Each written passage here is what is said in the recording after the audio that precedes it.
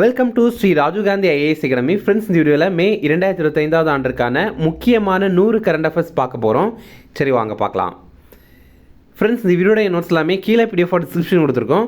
அதெல்லாமே கிளிக் பண்ணி டவுன்லோட் பண்ணிச்சிங்க. அப்புறம் நம்ம டெலகிராம் குரூப் லிங்க்மே கீழே டிஸ்கிரிப்ஷன் கொடுத்துருக்கோம். அதுலேயுமே கிளிக் பண்ணி ஜாயின் பண்ணிங்க. நம்முடைய டெலகிராம் குரூப்பில் கரண்ட் அஃபேர்ஸ் குவிசஸ் நடத்திட்டு வரோம். நீங்களுமே ஜாயின் பண்ணி அட்டன் பண்ணிக்கலாம். நீங்கள் இப்போ தான் நம்ம சேனல் ஃபஸ்ட் டைம் வரீங்க அப்படின்னா நம்மளுடைய சேனலை சப்ஸ்கிரைப் பண்ணி வச்சிங்க. நம்மளுடைய சேனலில் டெய்லியுமே கரண்ட் அஃபேர்ஸ் நம்ம போட்டுட்ருக்கோம். அது உங்களுக்கு கண்டிப்பாக பயனுள்ளதாக இருக்கும். அப்புறம் கண்டிப்பாக இந்த வீடியோக்கு ஒரு லைக் மட்டும் பண்ணிடுங்க. நீங்கள் போடுற லைக் தான் நம்ம அடுத்தடுத்த வீடியோ போடுறதுக்கான மோட்டிவேஷனாக இருக்கும். ஓகே, சரி வாங்க பார்க்கலாம். ஃபஸ்ட்டு ரேங்கிங் தொடர்பான கரண்ட் அஃபேர்ஸ் பார்க்கலாம். 2025 பத்திரிகை சுதந்திர குறியீட்டில் இந்தியா பிடித்த இடம் எது? இதற்கான ஆன்சர் 151. இப்போ பார்த்தீங்க அப்படின்னா வேர்ல்டு ப்ரெஸ் ஃப்ரீடம் இண்டெக்ஸ் இது வெளியிட்டிருக்காங்க. இதில் முதலிடம் பிடித்தது நார்வே, 2வது இடத்துல இருக்கிறது எஸ்டோனியா, 3வது இடத்துல இருக்கிறது நெதர்லாந்து, கடைசி இடத்துல இருக்கிறது எரித்ரியா. நம்ம எக்ஸாமில் இந்தியா எந்த இடத்துல இருக்குது அப்படிங்கிறது தான் முக்கியமாக கேட்பாங்க. நம்ம 151வது இடத்துல இருக்கிறோம். அடுத்தது 2023 மனிதவள மேம்பாட்டு குறியீட்டில் இந்தியா பிடித்த இடம் எது? இதற்கான ஆன்சர் 130. HDI அதாவது ஹியூமன் டெவலப்மெண்ட் இண்டெக்ஸ் அப்படிங்கிற ரிப்போர்ட். இதில் பார்த்தீங்கன்னா நம்ம இந்தியா 130வது இடத்துல இருக்கிறோம். ஆனாலும் 1990வது ஆண்டை கம்பேர் பண்ணும்போது நம்ம HDIயில் 53% உயர்ந்திருக்கோம். முதல் இடத்துல இருக்கிறது ஐஸ்லாந்து, 2வது இடத்துல இருக்கிறது நார்வே, 3வது இடத்துல இருக்கிறது சுவிட்சர்லாந்து. கடைசி இடத்துல அதாவது 193வது இடத்துல இருக்கிறது தெற்கு சூடான். இப்போது இந்த HDI வெளியிட்டிருக்காங்கல்ல, அது ஒரு ரிப்போர்ட் போட்டு வெளியிட்டிருக்காங்க. அந்த ரிப்போர்ட்டுடைய பேர் என்ன அப்படின்னா A Matter of Choice, People and Possibilities in the Age of AI அப்படிங்கிறது. இப்போ HDI பற்றி பார்க்கும்போது நம்ம பார்த்துருந்தோம் இந்தியா 130வது இடத்துல இருக்குது அப்படின்றது. நம்ம ஒரு புள்ளிக்கு எத்தனை புள்ளிகள் பெற்றிருக்கோம் அப்படின்னா 0.685 புள்ளிகள் பெற்றிருக்கோம். இந்த HDIயை 3 காரணிகளை வைத்து மெஷர் பண்ணுறாங்க. ஒன்று, மக்களுடைய நீண்ட நாள் ஆரோக்கிய வாழ்வு. 2வதாக அவங்க கல்வி பெறுற நிலை. அடுத்தது அவங்களுடைய வாழ்க்கை தரம். இதில் முதல்ல மக்களுடைய சராசரி ஆயுட்காலம் நம்ம இந்தியாவில் இப்போ எவ்வளோவா இருக்குது அப்படின்னா 72ஆக இருக்குது. அப்போ தோராயமாக ஆண்களும் பெண்களும் 72 ஆண்டுகள் நம்ம இந்தியாவில் வாழ்கிறாங்க அப்படிங்கிறது தான் அர்த்தம். அடுத்தது கல்வி பெறும் ஆண்டுகள். நம்ம இந்தியாவில் 13 ஆண்டுகள் கல்வி பெறுறாங்க. 1990 இந்தியாவில் பார்க்கும்போது 8.2 ஆண்டுகள் மட்டும்தான் நம்ம கல்வி பெற்றிருந்தோம். அடுத்தது இந்தியாவுடைய தேசிய தனிநபர் வருமானம் இப்போ அது $9046.76 இருக்குது. இந்த அறிக்கையை வெளியிட்ட அமைப்பு ஐநா வளர்ச்சி திட்டம் அப்படிங்கிற அமைப்பு.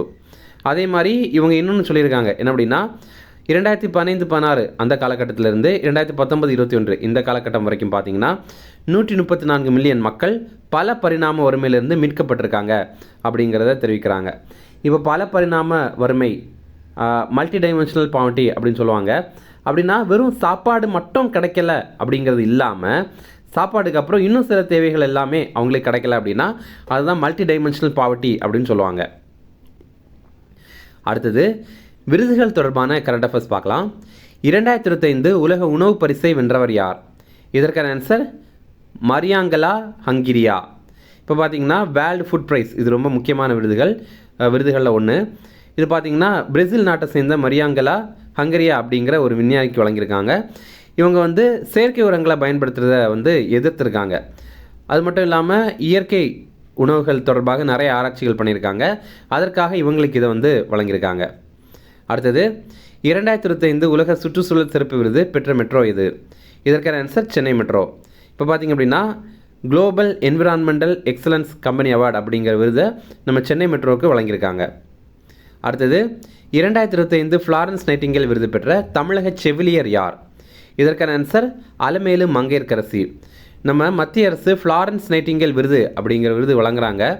செவிலியர்கள் இருக்காங்கல்ல, அதாவது நர்சஸ் இருக்காங்கல்ல, அவங்களில் சிறப்பாக சேவை புரிகிறவங்களுக்கு இதை வழங்குவாங்க. இந்த அலமேலு மங்கையர்கரசி இவங்க நம்ம தமிழ்நாட்டை சேர்ந்த ஸ்ரீவில்லிபுத்தூர் அரசு மருத்துவமனையில் செவிலியராக பணிபுரிகிறாங்க. அடுத்தது ரொம்ப முக்கியமான கொஸ்டின். 2025 சர்வதேச புக்கர் பரிசை வென்ற இந்திய எழுத்தாளர் யார்? இதற்கான ஆன்சர் பானு முஷ்டக். இவங்க ஒரு புத்தகம் எழுதியிருக்காங்க. இது எதை பற்றியது அப்படின்னா இஸ்லாமிய பெண்கள் இருக்காங்கல்ல, அவங்க ஆணாதிக்க சமுதாயத்தில் சந்திக்கிற வழிகளை பற்றி விளக்குற மாதிரி ஒரு புத்தகம். அதற்காக இவங்களுக்கு சர்வதேச புக்கர் பரிசு வழங்கியிருக்காங்க. அதை பற்றி கொஞ்சம் டீட்டெயிலாக பார்க்கலாம். அந்த பரிசு வென்ற நூல் எது அப்படின்னா ஹார்ட் லேம் அப்படின்ற ஒரு புத்தகம். நம்ம தமிழில் இதே விளக்கு அப்படின்ற மாதிரி ஞாபகம் வச்சுக்கலாம். இது என்ன அப்படின்னா 1990லேருந்து 2023 ஆண்டு வரைக்கும் பானு முஸ்டக் எழுதின 12 குறுங்கதைகள் இருக்குல்ல, அதோடைய தொகுப்பு தான் இந்த நூல். இது அவங்க கன்னட மொழியில் எழுதியிருக்காங்க. அப்படி பார்க்கும்போது புக்கர் விருது பெற்ற முதல் கன்னட நூல் இதுதான்.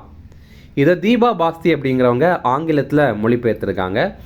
அப்படி பார்க்கும்போது இன்னொரு சிறப்பு என்ன அப்படின்னா, குறுங்கதை தொகுப்புக்காக விருது வழங்கப்பட்டது இதுதான் முதல் முறை. இப்போது ஒரு புக் வந்து புக்கர் பரிசு பெறணும் அப்படின்னா அதற்கு 2 நிபந்தனைகளை அது சாட்டிஸ்ஃபை பண்ணணும். ஒன்று பார்த்தீங்கன்னா ஆங்கிலத்தில் அது வந்து மொழிபெயர்த்திருக்கணும். 2வது இங்கிலாந்து அல்லது அயர்லாந்தில் இது வந்து வெளியிட்டிருக்கணும். அடுத்தது 2025 குளோபல் இந்தியன் விருது பெற்றவர் யார்? இதற்கான ஆன்சர் சத்குரு. இப்போது ஜெகதீஷ் வாசுதேவ் இருக்கார்ல, நம்ம வந்து ஜக்கி வாசுதேவ் அப்படின்ற மாதிரி கேட்டிருப்போம். அவருக்கு பார்த்திங்கன்னா குளோபல் இந்தியன் விருது வழங்கியிருக்காங்க. கனடா இந்தியன் ஃபவுண்டேஷன் அப்படிங்கிற ஒரு கனடா அமைப்பு தான் வழங்கியிருக்காங்க. எதற்காக அப்படின்னா இவர் வந்து சுற்றுச்சூழலை பாதுகாக்கிறதுக்கு நிறைய முயற்சிகள் பண்ணியிருக்காரு அப்படிங்கிறதுக்காக இவருக்கு வந்து வழங்கியிருக்காங்க. அடுத்தது இனி மாநாடுகள் தொடர்பான கரண்ட் அஃபேர்ஸ் பார்க்கலாம். இந்தியாவின் முதல் வேவ்ஸ் மாநாடு தற்போது எங்கு தொடங்கியது? இதற்கான ஆன்சர் மும்பை. இது தொடங்கிச்சு, அதுக்கப்புறம் நல்லபடியாக நடைபெற்று முடிந்துட்டு. இதில் பார்த்தீங்கன்னா வேவ்ஸ் இதோடைய விரிவாக்கம் World Audio Visual and Entertainment Summit அப்படிங்கிறது தான். தமிழில் உலக ஒளி மற்றும் பொழுதுபோக்கு மாநாடு அப்படிங்கிறது. இது மும்பையில் நடைபெற்றது. இல்லை நம்முடைய பிரதமர் மோடி கலந்து கொண்டு ஆரஞ்சு பொருளாதாரம் பற்றி பேசியிருப்பார். நம்ம எக்ஸாமில் கேட்கலாம், ஆரஞ்சு பொருளாதாரம் அப்படிங்கிறது என்ன அப்படின்னு கேட்கலாம். இது வந்து படைப்பாற்றல் பொருளாதாரம். இப்போ வந்து பாடல், அப்புறம் திரைப்படங்கள் இதெல்லாம் வந்து படைக்கிறாங்கல்ல, இது தொடர்பான பொருளாதாரம் தான் ஆரஞ்சு பொருளாதாரம் அப்படிங்கிறது. அடுத்தது உலக விண்வெளி ஆய்வு மாநாடு தற்போது எங்கு நடைபெற்றது? இதற்கான ஆன்சர் புதுடெல்லி. இப்போ பார்த்தீங்கன்னா குளோபல் ஸ்பேஸ் எக்ஸ்ப்ளோரேஷன் கான்ஃபரன்ஸ் இது வந்து புதுடெல்லியில் நடைபெற்றது. இதில் நம்மளுடைய இந்தியாவுடைய 2 ஏம் பற்றி மறுபடியும் சொல்லியிருப்பாங்க. ஏற்கனவே நம்ம இந்தியாவுக்கு இந்த 2 ஏம்ஸ் இருக்குது அப்படிங்க நம்ம கரண்ட் அஃபேர்ஸில் பார்த்துருப்போம். ஒன்று பார்த்திங்கன்னா நம்ம இந்தியாவுக்காகவே ஒரு விண்வெளி நிலையம் வந்து நம்ம அமைக்கணும் அப்படின்ற மாதிரி ஒரு இலக்கு வச்சுருக்கோம். அதோடைய பேர் பாரதிய அந்தரிக்ஷா ஸ்டேஷன் அப்படின்ற மாதிரியும் வச்சுருக்கோம். அது 2035 ஆண்டுக்குள்ளாடி நம்ம நிறுவனம் அப்படின்னு இலக்கு வச்சுருக்கோம். அதே மாதிரி நிலவில் முதல் இந்தியரை தரையிறக்கிறதுக்கான இலக்கு ஆண்டாக 2040 ஆண்டு நம்ம வச்சுருக்கோம். அடுத்தது உலக சுகாதார அமைப்பின் 78வது அமர்வு தற்போது எங்கு நடைபெற்றது? இதற்கான ஆன்சர் ஜெனீவா. இப்போ பார்த்திங்க அப்படின்னா வேர்ல்டு ஹெல்த் ஆர்கனைசேஷன் இருக்குல்ல, அதோடைய 78வது அசம்பிளி சுவிட்சர்லாந்து நாட்டுடைய ஜெனீவா நகரில் நடைபெற்றது. இந்தியா சார்பில் பிரதமர் மோடி கலந்து கொண்டார். இந்த மாநாட்டிற்கு அவங்க வைத்திருக்கிற கருப்பொருள் ஆரோக்கியத்திற்கான ஓர் உலகம் அப்படிங்கிறது தான். இதில் பிரதமர் மோடி கலந்து கொண்டு என்ன பேசியிருந்தார் அப்படின்னா, உலக யோகா தினம் நம்ம ஜூன் 21 கொண்டாடுறோம். இதுக்கு கருப்பொருளாக இந்த ஆண்டு ஒரே பூமி ஒரே ஆரோக்கியத்திற்கான யோகா அப்படிங்கிறத அறிவிக்கிறோம் அப்படிங்கிறத தெரிவித்திருந்தார். அடுத்தது ஆயுஷ் மருத்துவ முறைகளுக்கு உலக அங்கீகாரம் பெற எந்த நிறுவனத்துடன் ஒப்பந்தம் செய்யப்பட்டது? இதற்கான ஆன்சர் WHO. இப்போ பார்த்திங்க அப்படின்னா நமக்கு இந்தியாவுடைய இந்த ஆயுர்வேதா, யுனானி, சித்தா இந்த மாதிரி ஆயுஷ் மருந்துகள் இருக்குல்ல, அது உலக அளவில் கொண்டு சேர்க்கணும் அப்படிங்கிறதுக்காக வேர்ல்டு ஹெல்த் ஆர்கனைசேஷன் கூட வந்து நம்ம இந்தியா ஒரு ஒப்பந்தம் போட்டிருக்கோம். அடுத்தது ஆசிய வளர்ச்சி வங்கியின் ஆளுநர்கள் குழுவின் 58வது ஆண்டு கூட்டம் தற்போது எங்கு நடைபெற்றது? இதற்கான ஆன்சர் மிலான் அப்படிங்கிறது இத்தாலியில் தான் இருக்குது. இதில் நம்ம இந்தியா குழுவுமே சென்றிருந்தோம். அதற்கு தலைமை தாங்கினது நம்முடைய நிதி அமைச்சரான நிர்மலா சீதாராமன். அடுத்தது இப்போ நிதி ஆயோக் அமைப்பு இருக்குல்ல, அதோடைய நிர்வாக குழுவுடைய 10வது கூட்டம் டெல்லியில் நடைபெற்றது. எந்த கருத்துடைய அடிப்படையில் அப்படின்னா வளர்ந்த பாரதத்திற்கான இந்திய அணி 2047 அப்படிங்கிறது.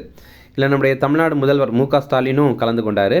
பிரதமர் மோடி என்ன ஒரு கோரிக்கையை வச்சிருந்தார் அப்படின்னா, ஒரு மாநிலம் ஒரு சர்வதேச சுற்றுலாத்தலம் அப்படிங்கிற ஒரு திட்டத்தை இந்தியாவில் இருக்கிற எல்லா மாவட்டங்களும் வந்து எல்லா மாநிலங்களும் செயல்படுத்தணும் அப்படின்ற மாதிரி கேட்டுருந்தாங்க. இது என்ன அப்படின்னா, ஒவ்வொரு மாநிலத்திலையும் குறைந்தபட்சம் ஒரு சுற்றுலாத்தலத்தையாவது சர்வதேச அளவில் மேம்படுத்தணும் அப்படிங்கிறது. நம்ம எக்ஸாம்பிள் பார்த்திங்கன்னா நமக்கு வந்து தஞ்சை பெரிய கோயில் இருக்குது, அப்புறம் வந்து மாமல்லபுரம் இருக்குது, இந்த மாதிரி நிறைய இருக்குல்ல. இதை வந்து சர்வதேச அளவில் வந்து நம்ம மேம்படுத்தணும் அப்படிங்கிறது தான் இதோட இலக்கு. அடுத்தது இதில் நம்மளுடைய முதல்வர் என்ன பேசியிருக்காரு அப்படின்னா, நம்ம தமிழ்நாடுடைய பொருளாதார இலக்கை பற்றி பேசியிருக்காரு. நம்ம 2030 ஆண்டுக்குள்ளாடி $1 ட்ரில்லியன் பொருளாதாரத்தை அடையணும் அப்படின்ற மாதிரி இலக்கு வச்சுருக்கோம். 2047 ஆண்டுக்குள்ளாடி $4.5 ட்ரில்லியன் அடையணும் அப்படின்னு தமிழ்நாடு இலக்கு வச்சுருக்கோம். ஓகேவா, இந்த பாயிண்ட் நோட் பண்ணிங்க. நம்ம இதுக்கு முன்னாடி இதை நம்ம எங்கேயும் பார்த்துருக்க மாட்டோம், இப்போ தான் இதை ஃபஸ்ட்டாக பார்க்குறோம். அதே நேரம் 2047 ஆண்டு இந்திய இலக்கு, நம்ம இந்திய அளவில் பார்த்திங்கன்னா பொருளாதார இலக்கு நம்ம வந்து $30 ட்ரில்லியன் அடையணும் அப்படின்ற மாதிரி இலக்கு நிர்ணயம் பண்ணியிருக்கோம். அப்புறம் தமிழ்நாடு அரசு முக்கியமான கோரிக்கைகள் வெளியிட்டிருக்காங்க அந்த மாநாட்டில். என்னென்னா, முதல்ல மத்திய அரசு திட்டங்களுக்கு வந்து ஆங்கிலத்தில் பெயரிடணும் அப்படிங்கிறத தெரிவிக்கிறாங்க. ஏன்னா இது வரைக்கும் பார்த்திங்கன்னா ஹிந்தியில் தான் இருக்குது. அதை வந்து ஆங்கிலத்தில் மொழிபெயர்த்தோம் அப்படின்னா எல்லாருக்குமே புரியும். அண்ட் இன்னுமே புதிய புதிய கவர்மெண்ட் ஸ்கீம்ஸ் எல்லாம் கொண்டு வரும்போது அது ஆங்கிலத்தில் பெயர் வைக்கணும் அப்படிங்கிறத தான் தெரிவிக்கிறாங்க. அடுத்தது காவிரி, வைகை, தாமிரபரணி இந்த நதிகளை தூய்மைப்படுத்தணும் அப்படிங்கிறத சொல்கிறாங்க. இப்போ தூய்மை கங்கா அப்படிங்கிற இயக்கம் செயல்படுத்திட்டு இருக்காங்க. அது கங்கை நதியை தூய்மைப்படுத்துகிறாங்க. அதே மாதிரி இந்த நதிகளையும் தூய்மைப்படுத்தணும் அப்படின்னு நம்முடைய முதல்வர் வந்து கோரிக்கை வைத்திருக்காரு. ஃப்ரெண்ட்ஸ், நம்ம ராஜீவ்காந்தி ஐஏஎஸ் அகாடமியில் டிஎன்பிஎஸ்சி குரூப் 4 எக்ஸாமுக்கான டெஸ்ட் பேட்ச் வந்து ஸ்டார்ட் பண்ணியிருக்கோம். இது பார்த்திங்கன்னா ரொம்பவே முக்கியமான கொஸ்டின் வந்து இதில் இருக்கும். இது ஆன்லைன்லேயே எழுதிக்கலாம், அல்லது நீங்கள் நேரடியாக நம்ம இன்ஸ்டியூட்லேயே வந்து எழுதலாம். ரொம்பவே குறைந்த கட்டணத்தில் ரொம்பவே தரமான டெஸ்ட் வந்து நம்ம இதை கொடுத்துருக்கோம். இது சம்மந்தமாக உங்களுக்கு ஏதாவது டீட்டெயில் வரும் அப்படின்னா கீழே இதோடைய ஷெட்யூல் வந்து நம்ம கொடுத்துருப்போம். அது தவிர உங்களுக்கு ஏதாவது டீட்டெயில் வேணும் அப்படின்னா இந்த நம்பருக்கு நீங்கள் கால் பண்ணி பேசிக்கலாம். ஓகே, நம்ம இன்ஸ்டியூட் வந்து சென்னையில் அண்ணா நகரில் இருக்குது. நீங்கள் இங்கே வந்து நேரடியாக எழுதலாம் அல்லது ஆன்லைனில் கூட எழுதிக்கலாம். அடுத்தது தேசிய செய்திகள் பார்க்கலாம். ஃபஸ்ட்டு, விமானங்கள் பகலிலும் இரவிலும் தரையிறங்கும் வசதி கொண்ட இந்தியாவின் முதல் விரைவு சாலை எது? இதற்கான ஆன்சர் கங்கா விரைவு சாலை. இப்போ பார்த்திங்க அப்படின்னா கங்கா விரைவு சாலை வந்து அமைத்துட்ருக்காங்க. இது உத்தரப்பிரதேசத்துடைய பிரயாக்ராஜ் மற்றும் உத்தரப்பிரதேசத்துடைய மீரத் இந்த 2 பகுதிகளையும் இணைக்கிற மாதிரி இருக்குது. இதில் கொஞ்சம் பகுதிகளில் விமானங்கள் பகல்லையும் இரவுலையும் வந்து தரையிறங்குற வசதி வந்து அமைத்திருக்காங்க. எதற்காக இது பயன்படும் அப்படின்னா, நம்ம நாளைக்கு ஏதாவது ஒரு போர் வருது, நம்ம ஏதாவது தாக்குதல் பண்ணுறோம் அப்படின்னா இந்த விமானங்களை பயன்படுத்தி தாக்குதல் நடத்திட்டு மறுபடியும் அந்த விமானங்களை கொண்டு பக்கத்துலேயே ஒரு இடத்துல வந்து தரையிறக்கணும். அதற்காக தான் இது அமைத்திருக்காங்க. அடுத்தது, பெகல்காம் தாக்குதலுக்கு பதிலடியாக இந்தியா செயல்படுத்திய நடவடிக்கை எது? இதற்கான ஆன்சர் ஆப்ரேஷன் சிந்தூர். இப்போ பெகல்காம் தாக்குதல் பற்றி நமக்கு நல்லா தெரிஞ்சிருக்கும். இந்த பெகல்காம் தாக்குதலுக்கு பதிலடியாக இந்தியா வந்து ஆப்ரேஷன் சிந்தூர் அப்படிங்கிறத நடத்தியிருந்தோம். இது என்ன அப்படின்னா, தீவிரவாத அமைப்புகளுடைய 9 உள்கட்டமைப்புகளை வந்து அளித்திருந்தோம். பாகிஸ்தான் மற்றும் பாகிஸ்தான் ஆக்கிரமிப்பு ஜம்மு காஷ்மீரில் இந்த ஏவுகணை தாக்குதல் வந்து நடத்தியிருந்தாங்க. ஆனால் இதில் நம்ம வந்து பாகிஸ்தான் இராணுவம் மேலே தாக்குதலே நடத்தலை. அதே மாதிரி பாகிஸ்தானுடைய மக்கள் இருக்காங்கள்ல, அவங்க மேலேயும் தாக்குதல் நடத்தலை. ரொம்பவே துல்லியமாக குறிவைத்து நம்ம வந்து அந்த தீவிரவாத முகாம்களை தான் தாக்கியிருக்கோம். இந்த படத்தில் நீங்கள் பார்க்குறீங்கல்ல, அதுதான் அந்த 9 இடங்கள். இதற்காக என்னென்ன வெப்பன்ஸ் பயன்படுத்தியிருக்காங்க அப்படின்னா, ஸ்கால்ப் அப்படிங்கிற ஒரு மிசைல், ஒரு ஏவுகணை. அடுத்தது ஹேமர் அப்படிங்கிற ஒரு மிசைல். அடுத்தது லாய்டரிங் மினிஷன்ஸ் அப்படிங்கிறது, இது தாக்குதல் நடத்துறதுக்கு முன்னாடி கண்காணிப்புக்காக அனுப்பியிருக்காங்க. இது ஒரு ட்ரோன், சரியா? இதற்கு இன்னொரு பேர் இருக்குது, காமிகேஸ் ட்ரோன் அப்படிங்கிறது தான். அடுத்தது, பன்யன் அல் மர்சூஸ் என்பது எந்த நாட்டின் நடவடிக்கை? இதற்கான ஆன்சர் பாகிஸ்தான். இப்போது இந்த பன்யன் அல் மசூர் அப்படிங்கிற வார்த்தைக்கான பொருள் திடமான மற்றும் உறுதியான கட்டமைப்பு அப்படிங்கிறது. இப்போ வந்து நம்ம ஆப்ரேஷன் சிந்தூர் மூலமாக அங்கே தீவிரவாத அந்த முகாம்களை எல்லாம் தாக்கி எழுத்திருந்தோம்ல, அப்போ பாகிஸ்தான் என்ன பண்ணுறாங்க அப்படின்னா, இது வந்து அப்பாவி மக்களை நீங்கள் தாக்கிட்டீங்க அப்படின்ற மாதிரி நம்மளை குற்றச்சாட்டு தெரிவித்துட்டு அவங்க வந்து நம்மளை திருப்பி தாக்கியிருந்தாங்க. அந்த நடவடிக்கைக்கு அவங்க வைத்திருந்த பேர் தான் இதோடைய அர்த்தம், இந்த பன்யன் அல் மர்சூஸ் அப்படிங்கிறது. அடுத்தது, பயங்கரவாதத்திற்கு எதிரான நிலைப்பாடு குறித்து விளக்கம் அளிக்க எத்தனை எம்பி குழு வெளிநாடுகளுக்கு பயணம் மேற்கொள்கிறது? இதற்கான ஆன்சர் 7. இப்போ பார்த்தீங்கன்னா, இப்போது நமக்கு வந்து இந்த ஆப்ரேஷன் சிந்தூரை தொடர்ந்து ஒரு போர் வந்து உருவாயிருந்தது. அதில் வந்து நம்முடைய இலக்கு என்னவாக இருந்தது அப்படின்னா, பயங்கரவாதத்தை அழிக்கணும் அப்படிங்கிறது தான். பாகிஸ்தான் அழிக்கணும் அப்படிங்கிற மாதிரி நம்ம நினைக்கல, நம்ம வந்து பயங்கரவாதத்தை அழிக்கணும் அப்படின்ற மாதிரி தான் இருக்குது. அதே மாதிரி பார்த்திங்கன்னா, இன்னும் சில விஷயங்களை வந்து நம்முடைய மத்திய அரசு கொண்டு வந்திருந்தாங்க. என்னென்னா, இந்த பாகிஸ்தானில் இருக்கிற இந்த தீவிரவாத அமைப்புகள் அந்த நோக்கத்தை வந்து அழிக்கணும் அப்படிங்கிறது. அப்போது இந்த மாதிரி இந்தியாவுடைய பயங்கரவாதத்திற்கு எதிரான இந்த நிலைப்பாடை உலக அளவில் இருக்கிற நாடுகளுக்கு விளக்கிறதுக்காக 7 குழுக்களை வந்து மத்திய அரசு உருவாக்கியிருந்தாங்க. இது யாரெல்லாம் அப்படின்னா, காங்கிரஸ் கட்சியை சேர்ந்த சசி தரூர், இவர் தலைமையில் ஒரு குழு. அப்புறம் பாஜக கட்சியை சேர்ந்த ரவிசங்கர் பிரசாத், அவர் தலைமையில் ஒரு குழு. அப்புறம் திமுக கட்சியை சேர்ந்த கனிமொழி, அவங்க தலைமையில் ஒரு குழு. அடுத்தது ஜேடியு, இந்த கட்சியை சேர்ந்த சஞ்சய் குமார் ஜா, இவர் தலைமையில் ஒரு குழு. அடுத்தது பாஜக கட்சி சேர்ந்த பைஜெயந்த் பாண்டா, இவர் தலைமையில் ஒரு குழு. அடுத்தது என்சிபி கட்சியை சேர்ந்த சுப்ரியா சுலே, இவங்க தலைமையில் ஒரு குழு. அடுத்தது சிவசேனா கட்சியை சேர்ந்த ஸ்ரீகாந்த் ஏக்நாத் ஷிண்டே, இவருடைய தலைமையில் ஒரு குழு. இந்த மாதிரி பார்க்கும்போது 7 குழுக்கள் அனுப்பி அவங்க வந்து உலகம் முழுவதுமே போய் நாங்கள் எந்த மாதிரி பண்ணியிருந்தோம், இவ்வளோ காலத்தில் நாங்கள் எவ்வளோ பாகிஸ்தான் தீவிரவாதிகள்னால அடி வாங்கியிருக்கோம் அப்படிங்கிறதெல்லாம் வந்து தெரிவிக்கிறாங்க. நம்ம எவ்வளோ பாதிக்கப்பட்டிருக்கோம் அப்படிங்கிறத தெரிவிக்கிறாங்க. இது ஓரளவு பார்க்கும்போது நமக்கு உலக அளவில் ஒரு சப்போர்ட் நமக்கு கிடைக்கும். அடுத்தது, இந்தியாவில் சாலை விபத்துகளில் காயமடைபவர்களுக்கு எவ்வளோ ரூபாய் வரை இலவச சிகிச்சை வழங்கப்பட உள்ளது? இதற்கான ஆன்சர் ரூபாய் 1.5 லட்சம். இப்போ மத்திய அரசு இதை அறிவிச்சிருந்தாங்க. இப்போ நமக்கு தமிழக அரசு பார்த்திங்க அப்படின்னா இன்னுயிர் காப்பும் நம்மை காக்கும் 48 அப்படிங்கிற ஒரு திட்டத்தை செயல்படுத்துகிறாங்க. அதாவது சாலை விபத்தில் அடிபட்டு கிடப்பாங்கள்ல, அவங்களுக்கு முதல் 48 மணி நேரம் இலவச மருத்துவ சிகிச்சை. அது ரூபாய் 2 லட்சம் வரைக்கும் அந்த லிமிட் இருக்குது. அது வரைக்கும் அவங்க வந்து சிகிச்சை பெற்றுக்கலாம். இங்கே மத்திய அரசு என்ன சொல்கிறாங்க அப்படின்னா, நாங்கள் ஒரு திட்டத்தை தொடங்குகிறோம், அதில் முதல் 7 நாளுகளுக்கு வந்து சிகிச்சை வழங்குகிறோம், ஆனால் 1.5 லட்சம் வரைக்கும் தான் சிகிச்சை அப்படிங்கிறத தெரிவித்திருக்காங்க. அடுத்தது, 2021 மொத்த கருவுறுதல் விகிதம் இந்தியாவில் எவ்வளவாக உள்ளது? இதற்கான ஆன்சர் 2.0. டோட்டல் ஃபெர்டிலிட்டி ரேட் இது என்ன அப்படின்னா, ஒரு பெண் அவங்க வாழ்நாளில் எவ்வளோ குழந்தைகளை வந்து பிரசவிக்கிறாங்க, அவங்களுக்கு எத்தனை குழந்தைங்க பிறகு அப்படிங்கிறது தான் இதோடைய அர்த்தம். நம்ம இந்தியாவில் இறக்குறவங்க பிறக்கிறவங்க அதெல்லாம் கணக்கெடு பண்ணும்போது இந்த டோட்டல் ரீப்ளேஸ்மெண்ட் ரேஷியோ அப்படிங்கிறது இந்த டோட்டல் ஃபெர்டிலிட்டி ரேட் இருக்குல்ல, அதோடைய ரீப்ளேஸ்மெண்ட் லெவல் அது 2.1 இருக்கணும். அதாவது 10 தாய்மார்களுக்கு 21 குழந்தைகள் பிறக்கணும். ஆனால் இப்போ வந்து 10 தாய்மார்களுக்கு இந்தியாவில் 20 குழந்தைங்க தான் பிறக்கிறாங்க. அப்படி பார்க்கும்போது 10 தாய்மாருக்கே வந்து ஒரு குழந்தை ஷார்ட்டேஜாக இருக்குது. இந்திய சராசரி 2.0 தான் இருக்குது. மிக அதிகமாக இருக்கிறது பீகார். அங்கே பீகார்லலாம் பார்த்திங்க அப்படின்னா ஒரு தாய்க்கு 3 குழந்தைங்க பிறக்கிறாங்க. தமிழ்நாட்டில் 1.5 தான் இருக்குது. இதோடைய அர்த்தம் என்ன அப்படின்னா 10 தாய்மார்களுக்கு சேர்த்து 12 குழந்தைங்க தான் பிறக்கிறாங்க அப்படிங்கிற அர்த்தம். ரொம்ப குறைவாக இருக்கிறது மேற்கு வங்காளம் மற்றும் டெல்லி. அங்கே வந்து 1.4 தான் இருக்குது. அதே நேரம் முதியோர்கள் இருக்காங்களே, அவங்க அதிகமாக இருக்கிற மாநிலம் எது அப்படின்னா, முதல் இடத்துல கேரளா இருக்கிறாங்க, 2வது இடத்துல தமிழ்நாடு இருக்கும், கடைசி இடத்துல பீகார் இருக்காங்க. அடுத்தது, தமிழ்நாடு தொடர்பான கரண்ட் அஃபேர்ஸ் இருக்குது, அதை பற்றி பார்க்கலாம். மின்னணு உதிரி பாகங்கள் உற்பத்திக்கான சிறப்பு திட்டத்தை அறிவித்த முதல் மாநிலம் எது? இதற்கான ஆன்சர் தமிழ்நாடு. இப்போது மத்திய அரசு எவ்வளவு மானியங்கள் மின்னணு நிறுவனங்களுக்கு வழங்குறாங்களோ அந்த மானியத்திற்கு இணையாக தமிழக அரசு வந்து ஊக்கத்தொகை வழங்கும் அப்படின்ற மாதிரி சொல்லி மின்னணு உதிரி பாகங்கள் உற்பத்தி பண்ணுவாங்கல்ல நிறுவனங்கள், அதெல்லாம் தமிழ்நாட்டில் ஈர்க்கணும் அப்படிங்கிற ஒரு திட்டம் தான் இந்த ஒரு திட்டம். அடுத்தது, இது ரொம்ப முக்கியமான கொஸ்டின். தமிழக அரசு 7வது மாநில நிதி ஆணையத்தை யாருடைய தலைமையில் அமைத்தது? இதற்கான ஆன்சர் அலாவுதீன். இப்போ பார்த்திங்க அப்படின்னா நமக்கு மத்திய நிதி ஆணையம் இருக்கிற மாதிரி மாநில நிதி ஆணையம் அப்படிங்கிறது இருக்குது. அந்த இப்போ வந்து 7வது மாநில நிதி ஆணையம் வந்து அமைத்திருக்காங்க. யாருடைய தலைமையில் அப்படின்னா கே அலாவுதீன் அப்படிங்கிறவர். இவர் ஓய்வு பெற்ற IAS அதிகாரி. இந்த மாநில நிதி ஆணையம் என்ன பண்ணும்? இப்போ வந்து மத்திய நிதி ஆணையம் என்ன பண்ணும்? மாநிலங்களை வந்து விசாரிப்பாங்க, மத்திய மாநில வரி பகிர்வு பற்றி ரெக்கமெண்டேஷன் வந்து கொடுப்பாங்க. ஆனால் இந்த மாநில நிதி ஆணையம் என்ன பண்ணும் அப்படின்னா நகர்ப்புறங்கள் அதே மாதிரி ஊரக உள்ளாட்சி அமைப்புகள் இருக்குல்ல, அங்கே இருக்கிற நிதி நிலைமையை வந்து ஆராய்ச்சி பண்ணும். அப்புறம் மாநில அரசு அவங்களுக்கு வழங்க வேண்டிய அந்த நிதி பகிர்வு குறித்து பரிந்துரை பண்ணும். இந்த அறிக்கை அடுத்த ஆண்டு ஆகஸ்ட் 31 வழங்கப்படும் அப்படின்னு தெரிவித்திருக்காங்க. அதே நேரம் இந்த அறிக்கையுடைய அந்த ரெக்கமெண்டேஷன்ஸ் எல்லாம் இருக்குல்ல, பரிந்துரைகள், அது 2027 ஆண்டு ஏப்ரல் 1 தொடங்கி 5 ஆண்டுகளுக்கு பொருந்தும் அப்படின்னு தெரிவித்திருக்காங்க. அடுத்தது, இந்தியாவின் முதல் யானை பாகன்கள் கிராமம் எங்கு திறக்கப்பட்டது? இதற்கான ஆன்சர் ஊட்டி.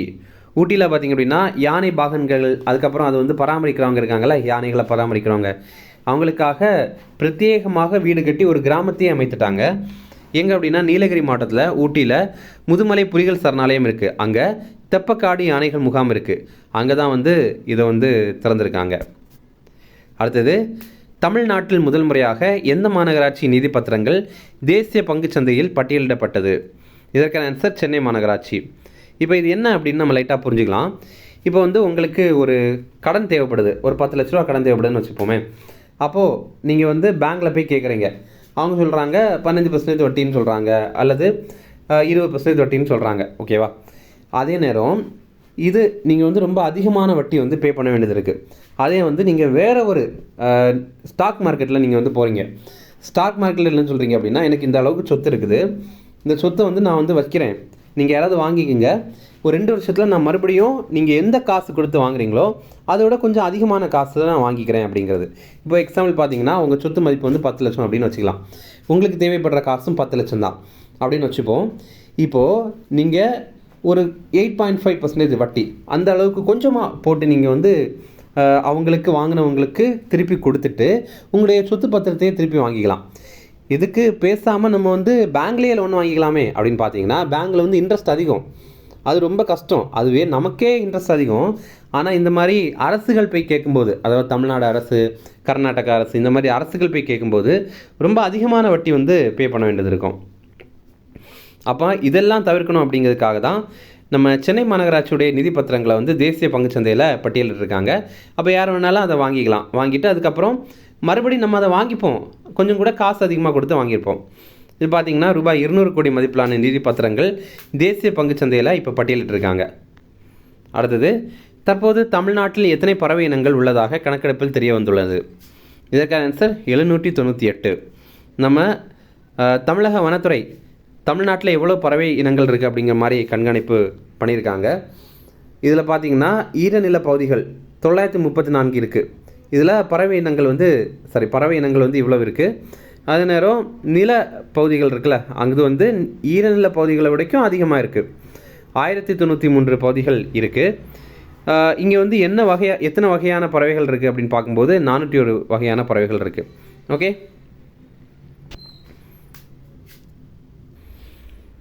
அடுத்தது, தற்போது யாருடைய பிறந்தநாள் தமிழ் வார விழாவாக கொண்டாடப்பட்டது? இதற்கான ஆன்சர் பாரதிதாசன். இப்போ வந்து பாரதிதாசனுடைய பிறந்தநாள் இருக்குல்ல, அதை வந்து தமிழ் வார விழாவாக கொண்டாடியிருக்காங்க. ஏப்ரல் 23ஆம் தேதியிலிருந்து மே 5ஆம் தேதி வரைக்கும். இந்த மாதிரி ஒவ்வொரு ஆண்டும் தமிழ் வார விழாவாக இவருடைய பிறந்தநாள் வாரத்தை வந்து கொண்டாடுவோம் அப்படின்னு தமிழக அரசு அறிவித்திருந்தாங்க. அடுத்தது, பாரத் சஞ்சீவனி என்ற செயலி தமிழக அரசால் யாருக்காக தொடங்கப்பட்டது? இதற்கான ஆன்சர் பால் உற்பத்தியாளர்கள். இப்போ பார்த்தீங்கன்னா பால் உற்பத்தியாளர்களுக்கு ஏதாவது சந்தேகங்கள் இருக்குது அப்படின்னா அதை வந்து இந்த நம்பரில் அவங்க ஃபோன் பண்ணி கேட்டு தெரிஞ்சுக்கலாம். 180042525577 அப்படிங்கிற நம்பர். இது நம்ம தமிழக பால்வளத்துறை அமைச்சரான மனோ தங்கராஜ் அவர்கள் தான் தொடங்கி வைத்திருக்காங்க. பாரத் சஞ்சீவனி அப்படிங்கிற பேரை கேட்டு இது தமிழ்நாட்டில் வராது, இது ஹிந்தி பேர் அப்படின்ற மாதிரி நினச்சிடக்கூடாது. நம்ம தமிழ்நாட்டில் தான் தொடங்கியிருக்காங்க. அடுத்தது, உயிர்மை வேளாண்மையில் சிறந்து விளங்கும் விவசாயிகளுக்கு வழங்கப்படும் விருது எது? இதற்கான ஆன்சர் நம்மாழ்வார் விருது. அதாவது இயற்கை விவசாயம் இருக்குல்ல, அதில் சிறந்து விளங்குறவங்களுக்கு இந்த விருதை வழங்குவாங்க. இந்த ஆண்டு முதல் பரிசு பெற்றவர் சம்பத்குமார் அப்படிங்கிறவர். இவர் கோவையை சேர்ந்தவர். இவருக்கு வந்து ரூபாய் 2.5 லட்சம் வந்து வழங்கியிருந்தாங்க. ரூபாய் 2.5 லட்சம். அடுத்தது, எலக்ட்ரானிக்ஸ் மேனுஃபேக்சரிங், அதாவது மின்னணுத்துறை ஏற்றுமதி இருக்குல்ல, இதில் பார்க்கும்போது நம்ம தமிழ்நாடு எப்படி இருக்குது, இதோடைய உற்பத்தியில் எப்படி இருக்குது அப்படிங்கிறதையும் பார்க்க போகிறோம். 2024-25 இந்த டைமில் நம்ம தமிழ்நாட்டுடைய மின்னணு ஏற்றுமதி பார்க்கும்போது நம்ம இந்தியாவிலேயே தமிழ்நாடு தான் முதலிடத்தில் இருக்கிறோம். இந்தியாவுடைய மின்னணு ஏற்றுமதியில் தமிழ்நாட்டுடைய பங்கு 41.23% இருக்கும். அப்போ கிட்டத்தட்ட பாதி நம்ம தான் இருக்கிறோம். அதே மாதிரி 2024-25 இந்த மின்னணு துறையில் தமிழ்நாடு 14.6 பில்லியன் அமெரிக்க டாலர் உதிரி பாகங்கள் வந்து ஏற்றுமதி பண்ணியிருக்கோம். அந்த மதிப்பில் நம்ம இந்த துறையில் 100 பில்லியன் டாலர் ஏற்றுமதியை அடையணும் அப்படின்ற மாதிரி தமிழக அரசு இலக்கு வச்சுருக்காங்க. அடுத்தது, தமிழ்நாடு அரசு திட்டங்கள் பற்றி பார்க்க போகிறோம். முதல்ல நமக்கு நாமே அப்படிங்கிற திட்டம். இது முன்னாள் முதல்வர் கருணாநிதி அவர்கள் வந்து தொடங்கி வைத்திருக்காரு. அப்போ அவர் தொடங்கினார். அதுக்கப்புறம் பல்வேறு ஆட்சி மாற்றங்கள் காரணமாக அது வந்து சிறப்பாக தொடர முடியலை. அப்புறம் நம்ம முதல்வர் ஸ்டாலின் இருக்கார்ல, அவர் 2021ஆம் ஆண்டு முதல்வராக பதவியேற்றார்ல, அதுக்கப்புறம் மறுபடியும் இது தொடரப்பட்டது. இந்த திட்டத்தில் என்ன அப்படின்னா, ஒரு மக்களுக்கு தேவையான திட்டம் இருக்குது அப்படின்னா அதை முழுக்க அரசே பண்ணாமல் அந்த மக்களுடைய பங்களிப்பை சேர்த்து பண்ணுறது தான் இதோடைய திட்டம். அப்போ இந்த திட்டத்தில் பொதுமக்கள், அப்புறம் குடியிருப்போர் நல சங்கங்கள், இவங்க வந்து ஒரு பங்கு நிதி வந்து போடுவாங்க. அரசுடைய சார்பில் 2 பங்கு நிதி வந்து வழங்குவாங்க. அப்படி பார்க்கும்போது 3 பங்கையும் சேர்த்து ஏதாவது ஒரு முக்கியமான திட்டத்தை வந்து நிறைவேற்றுவாங்க. இதில் மக்கள் பரிந்துரைக்கிற சிறப்பு திட்டங்கள் வந்து மேற்கொள்ளப்படும். இந்த ஆண்டு இந்த திட்டத்திற்காக தமிழக அரசு நிதி வந்து ரூபாய் 100 கோடியிலிருந்து 150 கோடியாக உயர்த்தியிருக்காங்க. இதை வந்து 74% காசு இருக்குல்ல, இது மக்கள் தொகை அடிப்படையில் மாவட்டங்களுக்கு வழங்குவாங்க. 1% காசு வந்து கல்வி, தகவல் மற்றும் தொடர்பு துறைக்காக வழங்குவாங்க. 25% காசு ஊரக வளர்ச்சித்துறை மற்றும் பஞ்சாயத்து துறை இயக்குனர் பரிந்துரையில் சிறப்பு செயல்பாடுக்காக வழங்குவாங்க. அடுத்தது கல்லூரி மாணவ மாணவிகளுக்கு மடிக்கணினி வழங்குகிற திட்டம். இது 20 லட்சம் பேருக்கு வழங்கப்படும் அப்படின்னு தமிழக அரசு அறிவித்திருக்காங்க. 5 வகை பிரிவு மாணவர்களுக்கு தான் வழங்குவாங்க. கலை, அறிவியல், வேளாண்மை, மருத்துவம், பொறியியல், இந்த 5 துறை. இதில் இவங்களுக்கு 1 ஆண்டு உத்தரவு சான்று அந்த லேப்டாப்புக்காக கிடைக்கும். அடுத்தது 3 ஆண்டு சேவை சார்ந்த ஆதரவு வந்து கிடைக்கும். இப்போ கேரண்டி சர்டிஃபிகேட், அதாவது வாரண்டி சர்டிஃபிகேட், அப்புறம் வந்து சர்வீஸ் வாரண்டி அப்படிலாம் சொல்லுவாங்கல்ல, அதுதான் இது. இதை வழங்குகிற நிறுவனம் எல்காட் அப்படிங்கிற நிறுவனம். இது தமிழக அரசுக்கு சொந்தமான நிறுவனம். எல்காட்டுடைய விரிவாக்கம் Electronics Corporation of Tamil Nadu Limited அப்படிங்கிறது. 1927 ஆண்டு இதை தொடங்கியிருந்தாங்க. அடுத்தது ஊட்டச்சத்தை உறுதி செய் அப்படிங்கிற திட்டம். இது 2021 ஆண்டு மே 21 தொடங்கியிருந்தாங்க. நீலகிரி மாவட்டத்தில் தான் இதற்கான தொடக்க விழா நடைபெற்றது. இது என்ன அப்படின்னா 6 மாதத்திலிருந்து 6 வயது வரை இருக்கிற குழந்தைகளுக்கு ஊட்டச்சத்து பரிசோதனை பண்ணுறது, அதே மாதிரி தேவைப்படுறவங்களுக்கு ஊட்டச்சத்து பெட்டகம் வழங்குறது, அதான் இந்த திட்டத்துடைய நோக்கம். அப்புறம் 2வது கட்டம் இந்த திட்டத்திற்காக தொடங்கியிருந்தாங்க. அது அரியலூர் மாவட்டத்தில் தான் தொடங்கியிருந்தாங்க. இது என்ன அப்படின்னா பிறந்த குழந்தைகள் உட்பட இந்த திட்டத்தில் பயன்பெறணும் அப்படிங்கிறதுக்காக. ஏன்னா முதல்ல பார்த்தீங்கன்னா 6 மாதத்துக்கு அப்புறம் உள்ள குழந்தைங்க தானே, இப்போ பார்த்தீங்கன்னா பிறந்த குழந்தைகள் உட்பட இந்த திட்டத்தில் வந்து பயன்பெறணும் அப்படிங்கிற மாதிரி இதை 2வது கட்டத்தை தொடங்கியிருக்காங்க. இப்போது இந்த 2 திட்டங்கள் இருக்குல்ல, அந்த கட்டம் 1, கட்டம் 2, இந்த 2ஐயும் சேர்த்து பார்க்கும்போது இந்த ஊட்டச்சத்தை உறுதி செய் திட்டம் மூலமாக கடுமையான ஊட்டச்சத்து குறைபாட்டில் இருந்த 74% குழந்தைகள் இயல்பு நிலைக்கு திரும்பியிருக்காங்க அப்படின்னு தமிழக அரசு ரிப்போர்ட்டில் தெரிவிக்கிறாங்க. அடுத்தது இது ரொம்ப முக்கியமானது, புற்றுநோய் கண்டறியும் திட்டம். இது 2023 ஆண்டு கொண்டு வந்திருந்தாங்க. இது என்ன அப்படின்னா முதல் கட்டமாக நம்ம தமிழ்நாட்டில் ஈரோடு, திருப்பத்தூர், கன்னியாகுமரி, அப்புறம் ராணிப்பேட்டை, இந்த 4 மாவட்டங்கள்லையும் 30 வயதை கடந்த பெண்களுக்கு கருப்பை வாய் புற்றுநோய் வந்து பரிசோதனை பண்ணுவாங்க. அது இருக்கா அப்படிங்கிற மாதிரி பரிசோதனை பண்ணுவாங்க. அதே மாதிரி மார்பக புற்றுநோய் இருக்கா அப்படிங்கிறதையும் பரிசோதனை பண்ணுவாங்க. அதே நேரம் 18 வயதை கடந்த ஆண்கள் மற்றும் பெண்கள், இவங்க 2 பேருக்குமே வாய் புற்றுநோய் இருக்கா அப்படிங்கிறத பரிசோதனை பண்ணுவாங்க. இப்போது 2024 ஆண்டு 361 பேருக்கு இந்த பாதிப்புகள் இருக்குது அப்படிங்கிறத கண்டுபிடிச்சிருக்காங்க. இப்போ நிறைய பேர் என்ன பண்ணுறாங்க அப்படின்னா ஒருவேளை எனக்கு இருந்துருமோ அப்படின்ற மாதிரி பயந்துட்டு டெஸ்டிங்கு போகாமல் இருக்காங்க. ஆனால் தமிழக அரசு என்ன தெரிவிக்கிறாங்கன்னா நீங்கள் வந்து டெஸ்டிங்கு வாங்க, ஒருவேளை இருக்குது அப்படின்னா நம்ம ஸ்டார்டிங் ஸ்டேஜ்லேயே க்யூர் பண்ணிடலாம். ஏன்னா நீங்கள் வந்து இப்படி மறைச்சிட்டு ட்ரீட்மெண்ட் பண்ணாமல் இருந்தீங்கன்னா அது இன்னும் தீவிரமாயிரும் அப்படின்றத தெரிவிக்கிறாங்க. இந்த புற்றுநோய் பரிசோதனை திட்டம் இது இப்போ வந்து 12 மாவட்டங்களில் விரிவாக்கம் பண்ணியிருக்காங்க. கோவை, காஞ்சிபுரம், திருவாரூர், தருமபுரி, கரூர், திருச்சி, வேலூர், தேனி, மதுரை, தஞ்சாவூர், இந்த மாவட்டங்களில். அதே மாதிரி இந்தியாவிலேயே முதல் முறையாக மண்டல வாரியாக புற்றுநோய் ஆராய்ச்சி மையங்கள் நம்ம தமிழ்நாட்டில் அமைக்க போகிறாங்க. 5 இடங்களில் இந்த மண்டல வாரியான புற்றுநோய் ஆராய்ச்சி மையங்கள் வந்து அமைக்கிறாங்க. அடுத்தது தோழி விடுதி. இது தமிழகத்தில் பணியாற்ற பெண்களுடைய வசதிகளுக்காக அமைக்கப்படுது. இப்போது 14 தோழி விடுதிகள் கட்டுறதுக்காக முதல்வர் ஸ்டாலின் வந்து அடிக்கல் நாட்டியிருக்காரு. ஏற்கனவே நம்ம தமிழ்நாட்டில் 16 தோழி விடுதிகள் செயல்பாட்டில் இருக்குது. அதில் 1380க்கும் மேற்பட்ட பணியாற்றும் மகளிர் வந்து தங்குறாங்க. இதில் சிறப்புகள் பார்த்திங்கன்னா விரல் ரேகை அடிப்படையிலான நுழைவு இருக்குது. அடுத்தது 24 மணி நேரமும் பாதுகாப்பு வசதி இருக்குது. அப்புறம் இணையதள இணைப்பு இருக்குது, தொலைக்காட்சி வசதி இருக்குது, சுத்திகரிக்கப்பட்ட குடிநீர், ஆரோக்கியமான உணவு இதெல்லாம் கூட கிடைக்கும். அப்புறம் சுடிநீர் வசதி, சலவை இயந்திரம் இதெல்லாம் இருக்குது. அப்புறம் இஸ்திரி வசதி, அப்புறம் வாகன நிறுத்துமிடம் இதெல்லாம் இருக்குது. அடுத்தது அலைகள் திட்டம். இது மே 28 இந்த ஆண்டு நம்முடைய தமிழக அரசு தொடங்கியிருந்தாங்க. இது என்ன அப்படின்னா 50,000 மீன் மகளிருக்கு நுண்கடன் வழங்குகிற திட்டம் தான் இந்த திட்டம். இது ரூபாய் 25 கோடி மதிப்பீட்டில் நம்ம தமிழக அரசு வந்து செயல்படுத்துகிறாங்க. இதில் என்ன பண்ணுவாங்க அப்படின்னா தமிழ்நாடு மாநில தலைமை மீன்வள கூட்டுறவு இருக்காங்கள்ல, அவங்களுக்கு இந்த காசு அனுப்பி கொடுத்து தேவைப்படுற மகளிர் கூட்டுக்குழுக்களுக்கு வந்து இதை வழங்குவாங்க கடனாக. அடுத்தது எளிமை ஆளுமை திட்டம் அப்படிங்கிற திட்டம். இது பார்த்திங்கன்னா மே 29 இந்த ஆண்டு தொடங்கியிருக்காங்க. இதற்கான தொடக்க விழா சென்னையில் தலைமைச் செயலகத்தில் நடைபெற்றது. இது என்ன அப்படின்னா தமிழக அரசுடைய முக்கியமான 10 சேவைகளை விரைவாக மக்களுக்கும் தேவைப்படுறவங்களுக்கும் கொண்டு சேர்க்கணும் அப்படிங்கிறது தான் இதோடைய நோக்கம். அப்போது பொதுமக்களுக்கும் தொழில் நிறுவனங்களுக்கும் தமிழ்நாடு அரசினால் வழங்கப்படுற சேவைகளுக்கான நடைமுறைகளை எளிமைப்படுத்தி உடனுக்குடன் வழங்குறது தான் இந்த திட்டத்துடைய நோக்கம். இதில் QR கோட் இருக்குல்ல, அதன் மூலமாக இது வழங்கப்படும் அப்படின்னு தெரிவித்திருக்காங்க. QR கோடையுடைய விரிவாக்கம் குயிக் ரெஸ்பான்ஸ் கோட் அப்படிங்கிறது, தமிழில் விரைவு துலக்க குறியீடு அப்படிங்கிறது. அதே மாதிரி இந்த எளிமை ஆளுமை திட்டத்துக்கு கீழே முதியோர் இல்லங்கள் இருக்குல்ல, அது பதிவு செய்கிற நடைமுறையை எண்மயமாக்கிட்டாங்க, டிஜிட்டலைஸ் பண்ணிட்டாங்க. அதே மாதிரி கட்டட உரிமை சான்று இருக்குல்ல, இது ஒரே நாளில் தரப்படும் அப்படிங்கிறத தெரிவித்திருக்காங்க. அடுத்தது உழவரை தேடி வேளாண்மை திட்டம் அப்படிங்கிற திட்டம், இதுவும் மே 29ஆம் தேதி தொடங்கியிருக்காங்க.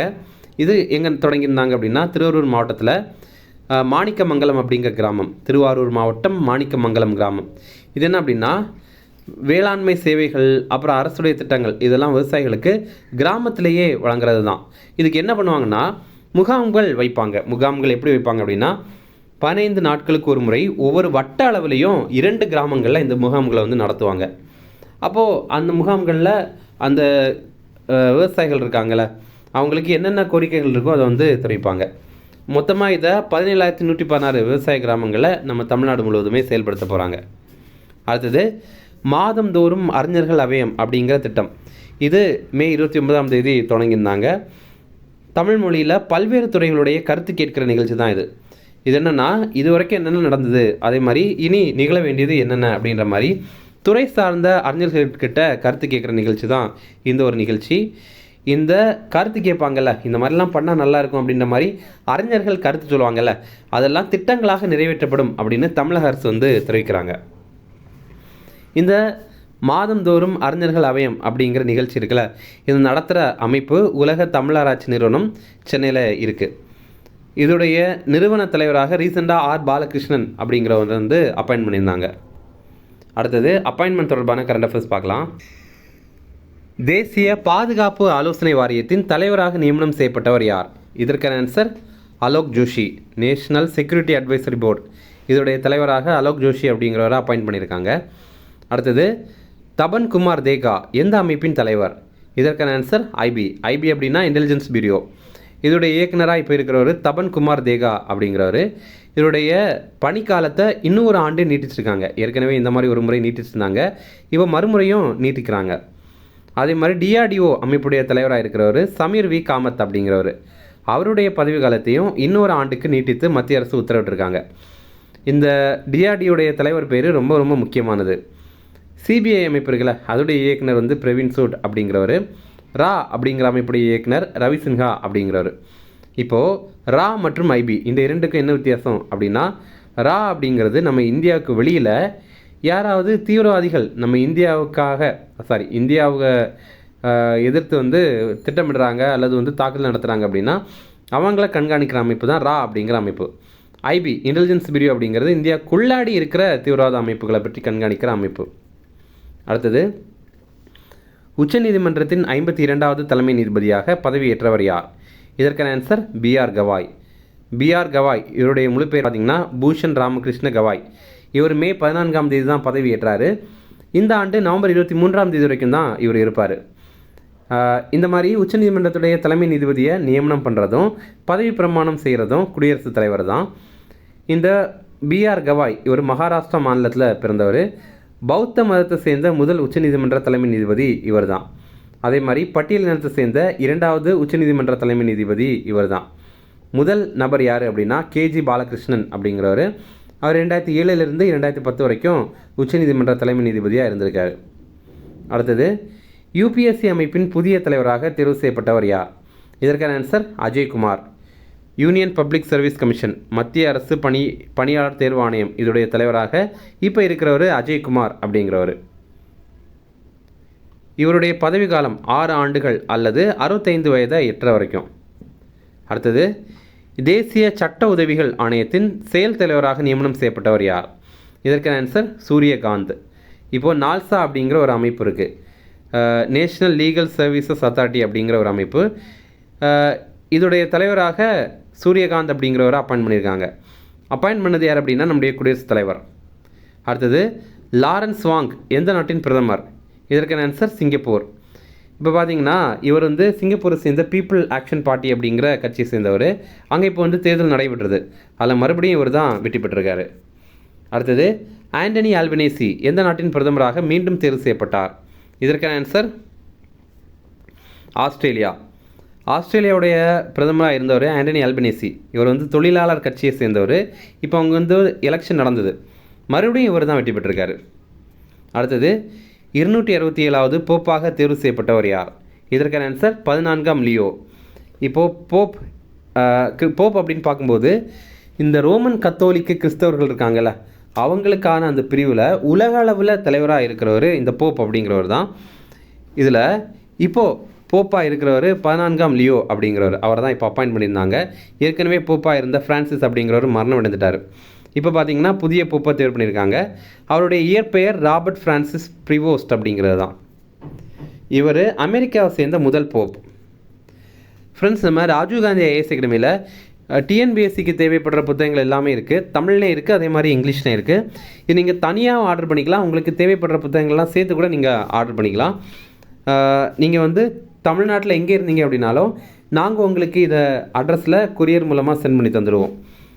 அதே மாதிரி பார்த்தீங்கன்னா நம்முடைய ஸ்டடி ஹால் வசதி சென்னை அண்ணா நகரில் செயல்படுது. இங்கே ஏசி வசதி இருக்குது, ஒய்ஃபை வசதி இருக்குது, அதே மாதிரி லைப்ரரி வசதி கூட இருக்குது. நீங்கள் சென்னையில் அண்ணா நகரில் இருக்கிறீங்க அல்லது அது சுற்றி இருக்கிற பகுதிகளில் இருக்கிறீங்கன்னா இந்த வசதி நீங்கள் வந்து பயன்படுத்திக்கலாம். அடுத்தது பிற மாநிலங்கள் தொடர்பான கரண்ட் அஃபேர்ஸ் இருக்குது, அதை பற்றி பார்க்கலாம். திருச்சூர் பூரம் எந்த மாநிலத்தில் கொண்டாடப்படும் விழா? இதற்கான ஆன்சர் கேரளா. கேரளாவில் தான் மிகப்பெரிய அளவில் இந்த திருச்சூர் பூரம் அப்படிங்கிறத கொண்டாடுறாங்க. இந்த மாதிரி விழாக்கள் இதெல்லாம் சென்ட்ரல் கவர்மெண்ட் எக்ஸாமில் முக்கியமாக கேட்பாங்க. இப்போ பார்த்தீங்கன்னா ஆர்ஆர்பியில் என்டிபிசி வருது, அப்புறம் லோக்கோ பைலட், இந்த மாதிரி நிறைய எக்ஸாம் வருது. எஸ்எஸ்சியில் நிறைய எக்ஸாம் வரப்போகுது. இதில் எல்லாமே இது கேட்குறதுக்கான வாய்ப்பு இருக்குது. அடுத்தது சூரிய சக்தி மூலம் முழு மின் தேவையை பூர்த்தி செய்த இந்தியாவின் முதல் மாவட்டம் எது? இதற்கான ஆன்சர் டையூ. இந்த டையூ அப்படிங்கிற மாவட்டம் தாத்ரா நகர் ஹவேலி டாமன் டையூ அப்படிங்கிற யூனியன் பிரதேசம் இருக்குல்ல, அங்கே தான் இது இருக்குது. அடுத்தது தற்போது அங்கிதா என்ற செயற்கை நுண்ணறிவு செய்தி வாசிப்பாளரை அறிமுகம் செய்த மாநிலம் எது? இதற்கான ஆன்சர் அஸ்ஸாம். இந்த அஸ்ஸாமில் பார்த்தீங்கன்னா அங்கிதா அப்படிங்கிற ஏஐ செய்தி வாசிப்பாளர் அறிமுகம் பண்ணியிருக்காங்க. இதே மாதிரி இந்தியாவுடைய முதல் ஏஐ செய்தி வாசிப்பாளர் யார் அப்படின்னா லிசா அப்படிங்கிறவங்க. இவங்களை வந்து ஒடிசாவில் அறிமுகம் பண்ணியிருந்தாங்க. அடுத்தது தமிழ்நாட்டுடைய முதல் ஏஐ ஆசிரியருடைய பேர் மார்கரெட் அப்படிங்கிறது. இது ராமேஸ்வரத்தில் ஒரு தனியார் பள்ளியில் அறிமுகம் பண்ணியிருந்தாங்க. அடுத்தது இந்தியாவுடைய முதல் ஏஐ ஆசிரியர் யார் அப்படின்னா ஐரிஷ் அப்படிங்கிறவங்க. இவங்களை வந்து திருவனந்தபுரத்தில் இன்ட்ரடியூஸ் பண்ணியிருந்தாங்க, திருவனந்தபுரத்தில் ஒரு பள்ளியில். அடுத்தது எந்த மாநிலத்தில் ஒய்எஸ்ஆர் மாவட்டம் ஒய்எஸ்ஆர் கடப்பா மாவட்டம் என பெயர் மாற்றம் செய்யப்பட்டது? இதற்கான ஆன்சர் ஆந்திர பிரதேசம். ஆந்திர பிரதேசத்தில் கடப்பா மாவட்டம் அப்படிங்கிற ஒரு மாவட்டம் இருக்குது. 2010 ஆண்டில் இதை ஒய்எஸ்ஆர் மாவட்டம் அப்படின்னு பேர் மாற்றம் பண்ணியிருந்தாங்க. எதனால் ஒய்எஸ்ஆர் மாவட்டம்னு பேர் மாற்றம் பண்ணியிருந்தாங்க அப்படின்னு பார்க்கும்போது ஒய்எஸ் ராஜசேகர ரெட்டி இருக்கார்ல, இவர் ஆந்திராவுடைய முன்னாள் முதல்வர். இவருடைய பேர் நினைவாக தான் இந்த பேரை வந்து அந்த மாவட்டத்திற்கு சூட்டியிருந்தாங்க. இப்போ என்ன பண்ணியிருக்காங்க அப்படின்னா அதை ஒய்எஸ்ஆர் கடப்பா அப்படின்னு பேர் மாற்றம் பண்ணியிருக்காங்க. இதே மாதிரி கர்நாடகாவுடைய ராமநகரா அப்படிங்கிற மாவட்டத்தை பெங்களூரு தெற்கு அப்படின்னு பேர் மாற்றுறதற்கு கர்நாடகாவுடைய அமைச்சரவை முடிவு பண்ணியிருந்தாங்க. அடுத்தது ஷிருலில்லி திருவிழா எந்த மாநிலத்தில் கொண்டாடப்படுகிறது? இதற்கான ஆன்சர் மணிப்பூர். இந்த ஷிருலில்லி அப்படிங்கிறது மணிப்பூரில் இருக்கிற ஒரு அரிய வகை பூக்கும் தாவரம். இதை பாதுகாக்கணும் அப்படிங்கிறதுக்காக இந்த ஷிருலில்லி திருவிழா வந்து இப்போ கொண்டாடி இருந்தாங்க. அதுவும் இப்போ பார்த்திங்கன்னா 2 ஆண்டுகளுக்கு அப்புறம் இது நடத்தியிருந்தாங்க. ஏன்னா இந்த அங்கே வந்து கலவரம் நடக்குதுல்ல, நாகா குகி பழங்குடியினர் மைத்தி பழங்குடியினர்கள் இவங்க இடையில வந்து கலவரம் நடக்குதுல்ல, அதனால் ரொம்ப நாட்களாக இது நடத்தலை. இப்போ அந்த கலவரம் ஓரளவு பரவாயில்ல அப்படிங்கிறதுனால அதை வந்து இப்போ நடத்துகிறாங்க. அடுத்தது இந்தியாவின் முதல் முழுமையான கல்வி அறிவு பெற்ற மாநிலம் எது? இதற்கான ஆன்சர் மிசோரம். இப்போது வயது வந்தவங்களுக்கான கல்வி திட்டம் அப்படிங்கிற ஒரு திட்டம் இருக்குது. அதாவது இந்த பள்ளி வயசை தாண்டி இருப்பாங்க, ஆனால் வந்து எந்த படிப்பும் படிக்காமல் இருந்திருப்பாங்கல்ல, அவங்களுக்கு படிக்கிறதுக்கு சொல்லிக் கொடுக்கறதுக்காக மத்திய அரசு தொடங்கின ஒரு திட்டம் தான் உல்லாஸ் அப்படிங்கிறது. உல்லாஸுடைய விரிவாக்கம் understanding of life long learning for all in society அப்படிங்கிறது. அந்த திட்டத்தின் அடிப்படையில் வயதானவங்களுக்கும் இந்த படிக்க வந்து சொல்லிக் கொடுக்குறாங்க. அப்படி பார்க்கும்போது முழுமையான கல்வி அறிவு பெற்ற முதல் மாநிலம் எது அப்படின்னா மிசோரம் தான். அடுத்தது இந்தியாவில் ஆசிய சிங்கங்கள் உள்ள ஒரே தேசிய பூங்கா எது? இதற்கான ஆன்சர் கிர் தேசிய பூங்கா. இப்போ குஜராத்தில் இந்த கிர் தேசிய பூங்கா, அதுக்கப்புறம் அதை சுற்றி இருக்கிற பகுதிகள் அப்படி பார்க்கும்போது குஜராத் முழுவதுமே 5 ஆண்டுகளில் ஆசிய சிங்கங்களுடைய எண்ணிக்கை 32% வந்து அதிகமாக இருக்குது. அடுத்தது இந்தியாவில் யாசகர்கள் இல்லாத முதல் நகரமாக உருவான நகரம் எது? இதற்கான ஆன்சர் இந்தூர். இந்தூர் அப்படிங்கிறது மத்திய பிரதேசத்தில் இருக்குது. நம்ம மத்திய அரசு பார்த்திங்கன்னா யாசகர்கள் இல்லாத 10 நகரங்களை உருவாக்கணும் அப்படின்ற மாதிரி முன்னெடுப்பு வந்து நடத்திட்டு இருக்காங்க. இல்லை நம்ம சென்னையும் இருக்குது. அடுத்தது, இந்தியாவின் முதல் ஆழ்கடல் சரக்கு பரிமாற்ற துறைமுகம் எங்கு திறக்கப்பட்டது? இதற்கான ஆன்சர் கேரளா. இந்த துறைமுகத்திற்கு பேர் என்ன அப்படின்னா விழிஞம் international deep water multipurpose seaport அப்படிங்கிறது தான். இதை வந்து அதானி போர்ட்ஸ் அப்படிங்கிற நிறுவனமும் ஸ்பெஷல் எக்கனாமிக் ஜோன் லிமிடெட் அப்படிங்கிற நிறுவனமும் சேர்ந்து தான் பண்ணியிருக்காங்க. இது ரொம்ப முக்கியமானது. ஓகே. அடுத்தது, இந்தியாவின் முதல் புல்லட் ரயில் சேவை எங்கு அமைக்கப்படுகிறது? இதற்கான ஆன்சர் பி மற்றும் சி. அதாவது குஜராத் மற்றும் மகாராஷ்டிரா இந்த 2 பகுதிகளை இணைக்கிற மாதிரி இதை வந்து அமைக்கிறாங்க. இது மகாராஷ்டிராவுடைய தலைநகரான மும்பையையும் குஜராத்துடைய அகமதாபாத் இந்த இரண்டு நகரங்களையும் வந்து இணைக்குது. இந்த மேப்பு பார்த்தீங்கன்னா உங்களுக்கு புரியும். ஆனால் வேறு சில முக்கியமான பகுதிகளை இது இணைத்துட்டே வருது. அடுத்தது, பாதுகாப்பு படை வீரர்களின் கிராம ஊராட்சிகளில் உள்ள சொத்துக்களுக்கு வரி விலக்கு அறிவித்த மாநிலம் எது? இதற்கான ஆன்சர் ஆந்திர பிரதேசம். இப்போ என்னென்னா நமக்கு பிஎஸ்எஃப், அதுக்கப்புறம் ஐடிபிபி, அப்புறம் அஸ்ஸாம் ரைஃபிள்ஸ், அப்புறம் இந்தியன் ஆர்மி, இந்த மாதிரி பாதுகாப்பு படை வீரர்கள் நிறைய பேர் இருக்காங்க. இவங்களுக்கு கிராம ஊராட்சிகளில் சொத்துக்கள் இருக்கும்ல, அதற்கு வரி விலக்கு வந்து ஆந்திர பிரதேசம் வந்து அறிவிச்சிருக்காங்க. அடுத்தது, புலம்பெயர் தொழிலாளர்களின் குழந்தைகளுக்காக ஜோதி என்ற பிரச்சார திட்டத்தை தொடங்கிய மாநிலம் எது? இதற்கான ஆன்சர் கேரளா. இப்போ இது என்ன அப்படின்னா, இந்த புலம்பெயர்ந்த தொழிலாளர்கள் இருக்காங்களா, இப்போது கேரளாவுக்குள்ளாடி பீகார்லேருந்து ராஜஸ்தான்லேருந்து நிறைய ஃபேமிலி வந்திருப்பாங்க, வேலைக்காக வந்திருப்பாங்க. இப்போ இவங்களுடைய குழந்தைங்க வந்து கல்விக்கு படிக்கிறாங்களா, இவங்க வந்து பள்ளிக்கு போகிறாங்களா அப்படின்னா அது சந்தேகம்தான்.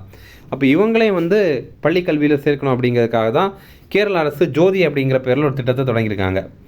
இது என்ன பண்ணுவாங்க அப்படின்னா 3ஆம் வகுப்புலேருந்து 6 வயது குழந்தைகள் இருக்காங்கள்ல, இவங்க வந்து அங்கன்வாடியில் சேர்ப்பாங்க. அதே மாதிரி 6 வயதுலேருந்து அதுக்கு மேற்பட்ட குழந்தைங்க வந்து அரசு பள்ளியில் சேர்க்கப்படுவாங்க. அடுத்தது, ஆதிசக்தி அபியான் என்ற திட்டத்தை தொடங்கிய மாநிலம் எது? இதற்கான ஆன்சர் மகாராஷ்டிரா. இது என்ன அப்படின்னா பெண்கள் அப்புறம் குழந்தைகளுக்கான திட்டங்களை பற்றி அவங்கக்கிட்ட பிரச்சாரம் பண்ணுறது தான் இந்த திட்டத்துடைய நோக்கம். அடுத்தது, நை திஷா என்ற முன்னெடுப்பை செயல்படுத்திய காவல்துறை எது? இதற்கான ஆன்சர் டெல்லி காவல்துறை. இப்போது இதில் ரொம்ப சிறப்பான ஒரு விஷயம் பாருங்கள். இப்போ டெல்லி காவல் அதிகாரிகள் இருக்காங்கல்ல, அவங்க வந்து இந்த பள்ளியில் பாதியிலே படிப்பு நிப்பாட்டிருப்பாங்கல்ல, அவங்க வீட்டுக்கு போய் கேட்பாங்க, இதனால் உங்கள் பையன் அல்லது உங்கள் பொண்ணு வந்து ஸ்கூலுக்கு வரல அப்படின்ற மாதிரி கேட்பாங்க. அப்போ பேரண்ட்ஸ் வந்து ரீசன் என்ன சொல்கிறாங்க அப்படின்னு பார்ப்பாங்க. ஒரு வேளை பார்த்தீங்கன்னா என் பொண்ணுக்கு வந்து நாங்கள் கல்யாணம் ஏற்பாடு பண்ணியிருக்கோம் அப்படின்னு சொல்கிறாங்கன்னா அவங்க மாட்டிப்பாங்க. ஏன்னா 18 வயதே நிறைவடைந்திருக்காது பள்ளி படிக்கிற அந்த குழந்தைக்கு. அதை பிடிச்சி குழந்தை திருமணம் பண்ணியிருப்பாங்க, அதனால் வந்து மாட்டிப்பாங்க. அந்த மாதிரி இப்போ போலீஸே உள்ளாடி வந்து களத்தில் இறங்குறாங்க. அப்படி நேரில் வீட்டுக்கு சென்று அவங்கள வந்து பள்ளியில் சேர்கிறதுக்கு அறிவுரை பண்ணுவாங்க. அடுத்தது, பண்டிட் லக்ஷ்மி சந்த் கலாக்கர் சமஜிக் சம்மன் யோஜனா திட்டத்தை தொடங்கிய மாநிலம் எது? இதற்கான ஆன்சர் ஹரியானா. இது என்ன அப்படின்னா 60 வயதை கடந்த கலைஞர்களுக்கு உதவித்தொகை வழங்குகிற திட்டம் தான் இந்த ஒரு திட்டம். அடுத்தது, 2019-21 மகப்பேறு இறப்பு விகிதத்தில் இந்தியாவில் முதலிடம் பிடித்த மாநிலம் எது? இதற்கான ஆன்சர் மத்திய பிரதேசம். இது என்ன அப்படின்னா 19-21 இந்த காலத்தில் 1 லட்சம் தாய்மார்களுக்கு பிரசவம் நடந்திருக்கு அப்படின்னா அதில் எத்தனை பேர் வந்து இறக்குறாங்க அப்படிங்கிறது தான் இதோடைய அர்த்தம். இதில் மத்திய பிரதேசத்தில் ரொம்ப அதிகமாக இருக்குது, 175 பேர் இறந்துருக்காங்க. மிக அதிக வயதில் இறக்குறவங்க 20லேருந்து 29 வயதில் இருக்கவங்க. ஐநா ஒரு இலக்கு வச்சுருக்காங்க, என்னென்னா இந்த மெட்டர்னல் மொர்டாலிட்டி ரேட் இதை வந்து 70க்கும் குறைவாக கொண்டு வரணும் அப்படின்ற மாதிரி இலக்கு வச்சுருக்காங்க. அடுத்தது, சயின்ஸ் அண்ட் டெக்னாலஜி தொடர்பான கரண்ட் அஃபேர்ஸ் பார்க்கலாம். இந்தியாவின் முதல் மரபணு திருத்தம் செய்யப்பட்ட நெல் ரகங்கள் எவை? இதற்கான ஆன்சர் பி மற்றும் டி. அதாவது பூசா டிஎஸ்டி ரைஸ் மற்றும் டிஆர்ஆர் தான் ரைஸ் 100. இதை கமலா அப்படின்னு கூட அழைக்கிறாங்க. இப்போ பார்த்திங்க அப்படின்னா ஏற்கனவே இருக்கிற அரிசி ரகங்களில் சில திருத்தங்களை மேற்கொண்டு புதிதாக 2 ரகங்களை உருவாக்கியிருக்காங்க. இந்த திருத்தத்தை மேற்கொண்ட அமைப்பு இந்திய வேளாண்மை ஆராய்ச்சி கவுன்சில் ஐசிஏஆர் அப்படிங்கிற அமைப்பு, Indian Council of Agriculture Research அப்படிங்கிற அமைப்பு. அடுத்தது, தற்போது அறிமுகம் செய்யப்பட்ட உலகின் முதல் தையல் கப்பல் எது? இதற்கான ஆன்சர் INSV கவுந்தின்யா அப்படிங்கிறது. இப்போ பார்த்திங்கன்னா ஐஐடி மெட்ராஸ் இந்திய கடற்படையுடைய உதவியின் மூலமாக ஹோடி இன்னோவேஷன் அப்படிங்கிற நிறுவனம் இதை அமைத்திருக்காங்க. INSV அப்படின்னா இந்தியன் நேவி செயிலிங் வெஷல் அப்படிங்கிறது தான். இப்போ அஜந்தா குகை ஓவியத்தை அடிப்படையாக கொண்டு இவங்க வந்து இந்த ஒரு கப்பலையே கட்டியிருக்காங்க. அடுத்தது, E0FIR என்ற முன்னெடுப்பு தற்போது எங்கு தொடங்கப்பட்டது? இதற்கான ஆன்சர் டெல்லி. இப்போது இது என்ன அப்படின்னா 1930 அப்படிங்கிறது தான் cyber crime reporting phone number. இதில் வந்து நிறைய புகார்கள் வரும். இதில் பண மோசடி தொடர்பான புகார்கள் வரும்ல, அதில் எதெல்லாம் ரூபாய் 10 லட்சத்திற்கும் அதிகமான மதிப்புள்ள மோசடி நடந்துள்ள புகார்கள் இருக்குல்ல, அதெல்லாம் ஆட்டோமேட்டிக்காகவே எஃப்ஐஆராக மாற்ற ஒரு திட்டம் தான் இந்த E0FIR அப்படிங்கிற ஒரு முன்னெடுப்பு. இது அறிமுகம் செய்த அமைப்பு I4C அப்படிங்கிறது, அதாவது Indian Cyber Crime Coordination Centre அப்படிங்கிற அமைப்பு. அடுத்தது, நிலவில் அணுமின் நிலையம் அமைக்க ஒப்பந்தம் செய்த நாடுகள் எவை? இதற்கான ஆன்சர் சீனா மற்றும் ரஷ்யா. இப்போ பார்த்தீங்கன்னா சீனாவும் ரஷ்யாவும் ஒரு ஒப்பந்தம் போட்டிருக்காங்க. நிலவில் இன்டர்நேஷ்னல் லூனார் ரிசர்ச் ஸ்டேஷன் அப்படிங்கிற பேரில் அணுமின் நிலையம் வந்து அமைக்க போகிறாங்க. அடுத்தது, விண்கல் ஆய்வுக்காக தியான்வன் 2 என்ற விண்கலம் அனுப்பிய நாடு எது? இதற்கான ஆன்சர் சீனா. இப்போது செவ்வாய் கிரகத்துக்கு பக்கத்தில் 2016HO3 அப்படிங்கிற விண்கல் இருக்குது. அதிலிருந்து மாதிரிகளை சேகரித்து வர்றதுக்காக தான் சீனா வந்து தியான்வன் 2 அப்படிங்கிற பேரில் விண்கலத்தை அனுப்பியிருக்காங்க. அடுத்தது, இஸ்ரோ எந்த அமைப்புடன் இணைந்து சந்திராயன் 5 திட்டத்தை செயல்படுத்துகிறது? இதற்கான ஆன்சர் ஜாக்ஸா. இப்போது இது ரொம்ப முக்கியமானது. சந்திராயன் 5 திட்டம், இதற்கு இன்னொரு பேர் வைத்திருக்காங்க, லூபெக்ஸ் அப்படிங்கிறது. லூபெக்ஸ் அப்படின்னா லூனார் போலார் எக்ஸ்ப்ளோரேஷன் மிஷன் அப்படிங்கிறது தான். இதை வந்து இஸ்ரோ மற்றும் ஜாக்ஸா இவங்க 2 பேரும் சேர்ந்து பண்ணுறாங்க. அப்போ இதற்கான 3வது தொழில்நுட்ப கூட்டம் பெங்களூரில் நடைபெற்றது. சந்திராயன் 4 அப்படிங்கிறது நிலவிலிருந்து மாதிரிகளை பூமிக்கு கொண்டு வர இந்தியாவுடைய முதல் திட்டம்.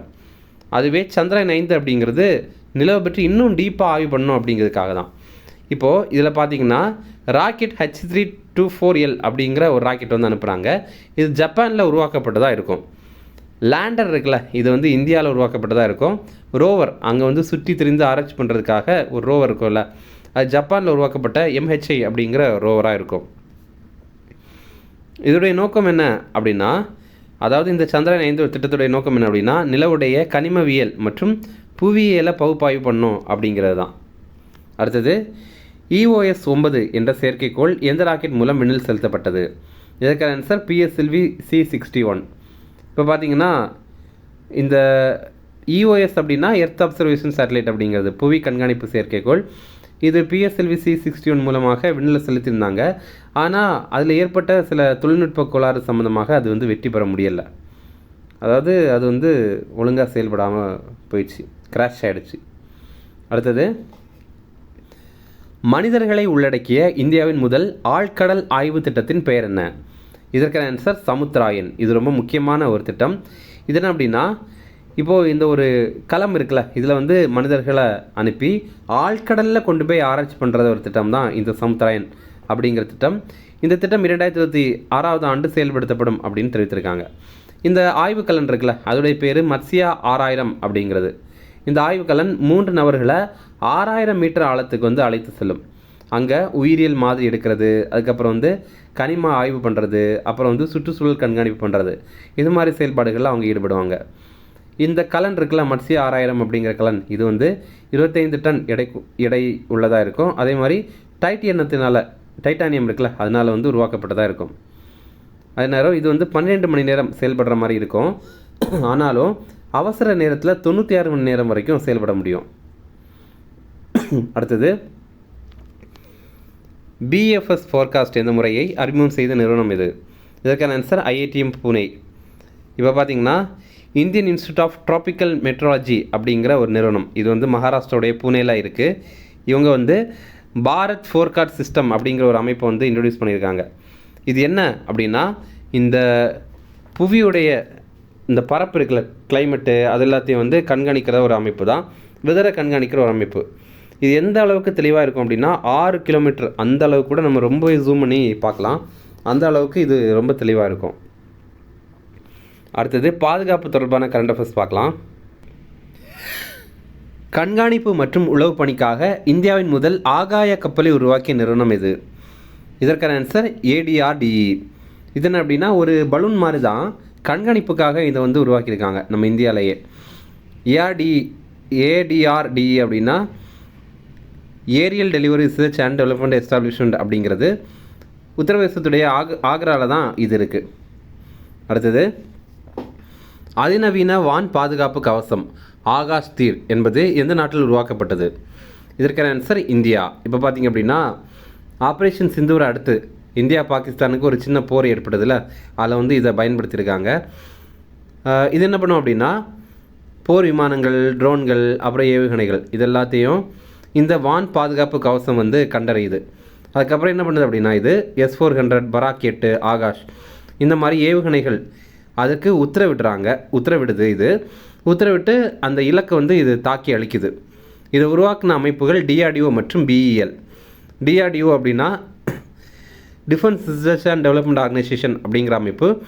BEL அப்படின்னா பாரத் எலக்ட்ரானிக்ஸ் லிமிடெட் அப்படிங்கிற அமைப்பு. இது செயற்கை நுண்ணறிவு தொழில்நுட்பம் AI இருக்குல்ல, அதோடைய அடிப்படையில் உருவாக்கியிருக்காங்க. அடுத்தது, தற்போது அறிமுகம் செய்யப்பட்ட உள்நாட்டில் வடிவமைக்கப்பட்ட முதல் நீர்மூழ்கி கப்பல் இது? இதற்கான ஆன்சர் INS அர்னாலா. இது பார்த்திங்கன்னா உள்நாட்டிலேயே முதல் முறையாக இதை வந்து உருவாக்கியிருக்காங்க. இது வந்து பார்த்திங்கன்னா கல்கத்தாவை சேர்ந்த Garden Reach Shipbuilders and engineers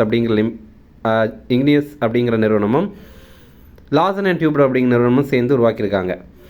அடுத்தது, தற்போது பரிசோதனை செய்யப்பட்ட பர்கவாஸ்திரா என்பது என்ன? இதற்கான ஆன்சர் ட்ரோன் எதிர்ப்பு ஏவுகணை அமைப்பு. இது பார்த்திங்க அப்படின்னா சோலார் பாதுகாப்பு மற்றும் விண்வெளி நிறுவனம் தான் உருவாக்கியிருக்காங்க. ட்ரோன் ஏதாவது வருது அப்படின்னா இது வந்து ஏவுகணைகளை அனுப்பி தாக்குற மாதிரி ஒரு அமைப்பு. அடுத்தது, இது ரொம்ப முக்கியமான கொஸ்டின். 5ஆம் தலைமுறை மேம்படுத்தப்பட்ட நடுத்தர போர் விமானங்கள் கொண்டுள்ள நாடுகள் எவை? இதற்கான ஆன்சர் இவை அனைத்தும். அதாவது சீனா, ரஷ்யா, அமெரிக்கா இந்த 3 நாடுகள்கிட்ட மட்டும்தான் 5th ஜென்ரேஷன் ஏர்க்ராஃப்ட்லாம் இருக்குது. இப்போ இந்தியாவிலையும் இதை வந்து பண்ண போகிறோம். அதனால தான் இதை வந்து நம்ம பார்க்குறோம். இந்தியாவிலையும் இந்த வகையான விமானங்கள் தயாரிக்கிறதுக்கு முடிவு பண்ணியிருக்கோம். இந்த விமானத்திற்கு அவங்க வைத்திருக்கிற பேர் AMCA அப்படிங்கிறது, அதாவது அட்வான்ஸ் மீடியம் கம்பேக்ட் ஏர்க்ராஃப்ட் அப்படிங்கிறது தான். தமிழில் மேம்படுத்தப்பட்ட நடுத்தர போர் விமானங்கள் அப்படின்னு அழைக்கிறாங்க. இதற்காக ரூபாய் 15,000 கோடி வந்து ஒதுக்கீடு பண்ணியிருக்காங்க. இது முழுக்க இந்திய நிறுவனங்களால் தயாரிக்கப்படுது. இதுவரைக்கும் இந்த வகை விமானங்கள் இருக்கிற நாடுகள் அமெரிக்கா, ரஷ்யா மற்றும் சீனா. இந்த உற்பத்தியை HAL நிறுவனம், அப்புறம் CAI, அதே மாதிரி ADA 3 இணைந்து தான் செயல்படுத்துகிறாங்க. HAL அப்படின்னா ஹிந்துஸ்தான் ஏரோநாட்டிக்கல் லிமிடெட் அப்படிங்கிற நிறுவனம். CAI அப்படின்னா கான்ஃபெடரேஷன் ஆஃப் இந்தியன் இண்டஸ்ட்ரி அப்படிங்கிற அமைப்பு. இவங்க கீழே நிறைய நிறுவனங்கள் இருக்குது. அதாவது இது தனியார் நிறுவனங்களை ஒருங்கிணைக்கிற ஒரு அமைப்பு. இவங்க என்னென்ன பண்ணணுமோ அதை வந்து டெண்டர் விட்டு கூட தனியார் நிறுவனங்கள்கிட்ட வந்து பண்ணிடுவாங்க. தமிழில் இதை வந்து இந்திய தொழில்துறை கூட்டமைப்பு அப்படின்னு சொல்கிறாங்க.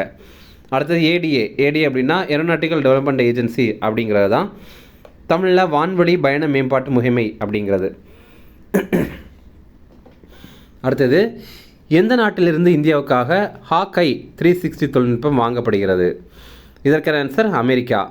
நம்ம நாட்டுடைய கண்காணிப்பு திறன்களை மேம்படுத்துறதுக்காக இந்த ஹாக்கை 360 அப்படிங்கிற தொழில்நுட்பத்தை நம்ம அமெரிக்கா கிட்டேருந்து வாங்குகிறோம். அடுத்தது, பொருளாதாரம் தொடர்பான கரண்ட் அஃபேர்ஸ் இருக்குது, அதை பார்க்கலாம். இந்தியாவில் எந்த மாதத்தில் அதிகபட்ச GST வசூலானது? இதற்கான ஆன்சர் ஏப்ரல் 2025. ஏப்ரல் இதோடைய மொத்த வசூல் பார்த்திங்கன்னா ரூபாய் 2.37 லட்சம் கோடி. இதுவரைக்கும் GST கொண்டு வந்ததிலிருந்தே வசூலான மிக அதிகமான காசு அது இதுதான், இந்த ஏப்ரல் மாதம் தான். அடுத்தது, தற்போது இந்தியா உலகின் எத்தனையாவது மிகப்பெரிய பொருளாதாரம் கொண்ட நாடாக மாறியது? இதற்கான ஆன்சர் 4. இப்போ பார்த்திங்க அப்படின்னா உலகத்துடைய 4வது மிகப்பெரிய பொருளாதாரம் கொண்ட நாடாக நம்ம இந்தியா உருவாயிருக்கோம். முதலிடத்தில் இருக்கிறது அமெரிக்கா, 2வது இடத்துல இருக்கிறது சீனா, 3வது இடத்துல இருக்கிறது ஜெர்மனி. நம்ம இந்தியா வந்து ஜப்பானை பின்னுக்கு தள்ளி தான் நம்ம முன்னேறி இருக்கோம். இந்தியாவுடைய GDP 4.187 ட்ரில்லியன் அமெரிக்க டாலராக இருக்குது. ஜப்பானுடைய பார்த்திங்கன்னா 4.186 ட்ரில்லியன் அமெரிக்க டாலராக இருக்குது. ஆனாலும் பெர் கேபிட்டா ஜிடிபியில் ஜப்பான் நம்மளை மிஞ்சி தான் இருக்காங்க. அது ஜப்பானுக்கு 33,960 டாலராக இருக்குது. இந்தியாவுக்கு வந்து 2,880 தான் இருக்குது. அடுத்தது, இதை அறிவித்தவர் யார் அப்படின்னா நிதி ஆயோக் அமைப்புடைய CEO-ஆன BVR சுப்பிரமணியம் அப்படிங்கிறவர். அடுத்தது, ஸ்போர்ட்ஸ் தொடர்பான கரண்ட் அஃபேர்ஸ் இருக்குது, அதை பற்றி பார்க்கலாம். ஆசிய அண்டர் 15 மற்றும் அண்டர் 17 குத்துச்சண்டை சாம்பியன்ஷிப் போட்டியில் பதக்கப்பட்டியலில் இந்தியா பிடித்த இடம் எது? இதற்கான ஆன்சர் 2ஆம் இடம். இந்த போட்டி பார்த்திங்கன்னா ஜோர்டானுடைய அம்மானில் தான் நடைபெற்றது. இதில் இந்தியா 2வது இடம் பிடித்திருக்கோம். அடுத்தது 2024-25 இந்திய கால்பந்து சம்மேளனத்தின் சிறந்த வீரர் விருது பெற்றவர் யார்? இதற்கான ஆன்சர் சுபாஷிஷ் போஸ். இப்போது AIFF அப்படிங்கிற ஒரு அமைப்பு, ஆல் இந்தியா ஃபுட்பால் ஃபெடரேஷன், நம்ம இந்தியாவில் ஃபுட்பாலை நிர்வகிக்கிற அமைப்பு இந்த ஒரு அமைப்பு தான். இவங்க சிறந்த வீரர் விருதாக சுபாஷிஷ் போஸ் அப்படிங்கிறவருக்கு இந்த விருதை வழங்கியிருக்காங்க. சிறந்த வீராங்கனை விருது சௌமியா குகுலோத் அப்படிங்கிறவங்களுக்கு வழங்கியிருக்காங்க. அடுத்தது WTT யூத் ஸ்டார் கண்டெண்டர் 2025 போட்டி எங்கு நடைபெற்றது? இதற்கான ஆன்சர் பேங்காக். இதில் நம்ம இந்தியாவுடைய அபிநந்த் மற்றும் அங்குர் பட்டார்ஜி இவங்க 2 பேரும் தங்கப்பதக்கம் ஜெயிச்சிருந்தாங்க. இந்த போட்டி வந்து தாய்லாந்துடைய தலைநகரான பேங்காக்கில் தான் நடைபெற்றது. அடுத்தது 2025 கலிங்கா சூப்பர் கோப்பை கால்பந்து போட்டி தற்போது எங்கு நடைபெற்றது? இதற்கான ஆன்சர் புவனேஸ்வரம். இது வந்து நம்ம இந்தியாவுக்குள்ளாடி மாநிலங்கள் இருக்குல்ல, அதுக்குள்ளாடி நடைபெறுற போட்டி. இதில் வெற்றி பெற்றது FC கோவா அப்படிங்கிற அணி. அடுத்தது தற்போது விராட் கோலி எந்த போட்டியிலிருந்து ஓய்வு பெறுவதாக அறிவித்தார்? இதற்கான ஆன்சர் டெஸ்ட்டு. ஏற்கனவே விராட் கோலி வந்து T20 போட்டிகள்லேருந்து ஓய்வு பெறதாக அறிவிச்சிருந்தார். இப்போ டெஸ்ட்டிலிருந்து ஓய்வு பெறதாக அறிவிச்சிருக்காரு. இனிமேல் வந்து ODI போட்டிகளில் மட்டும்தான் விளையாடுவார்.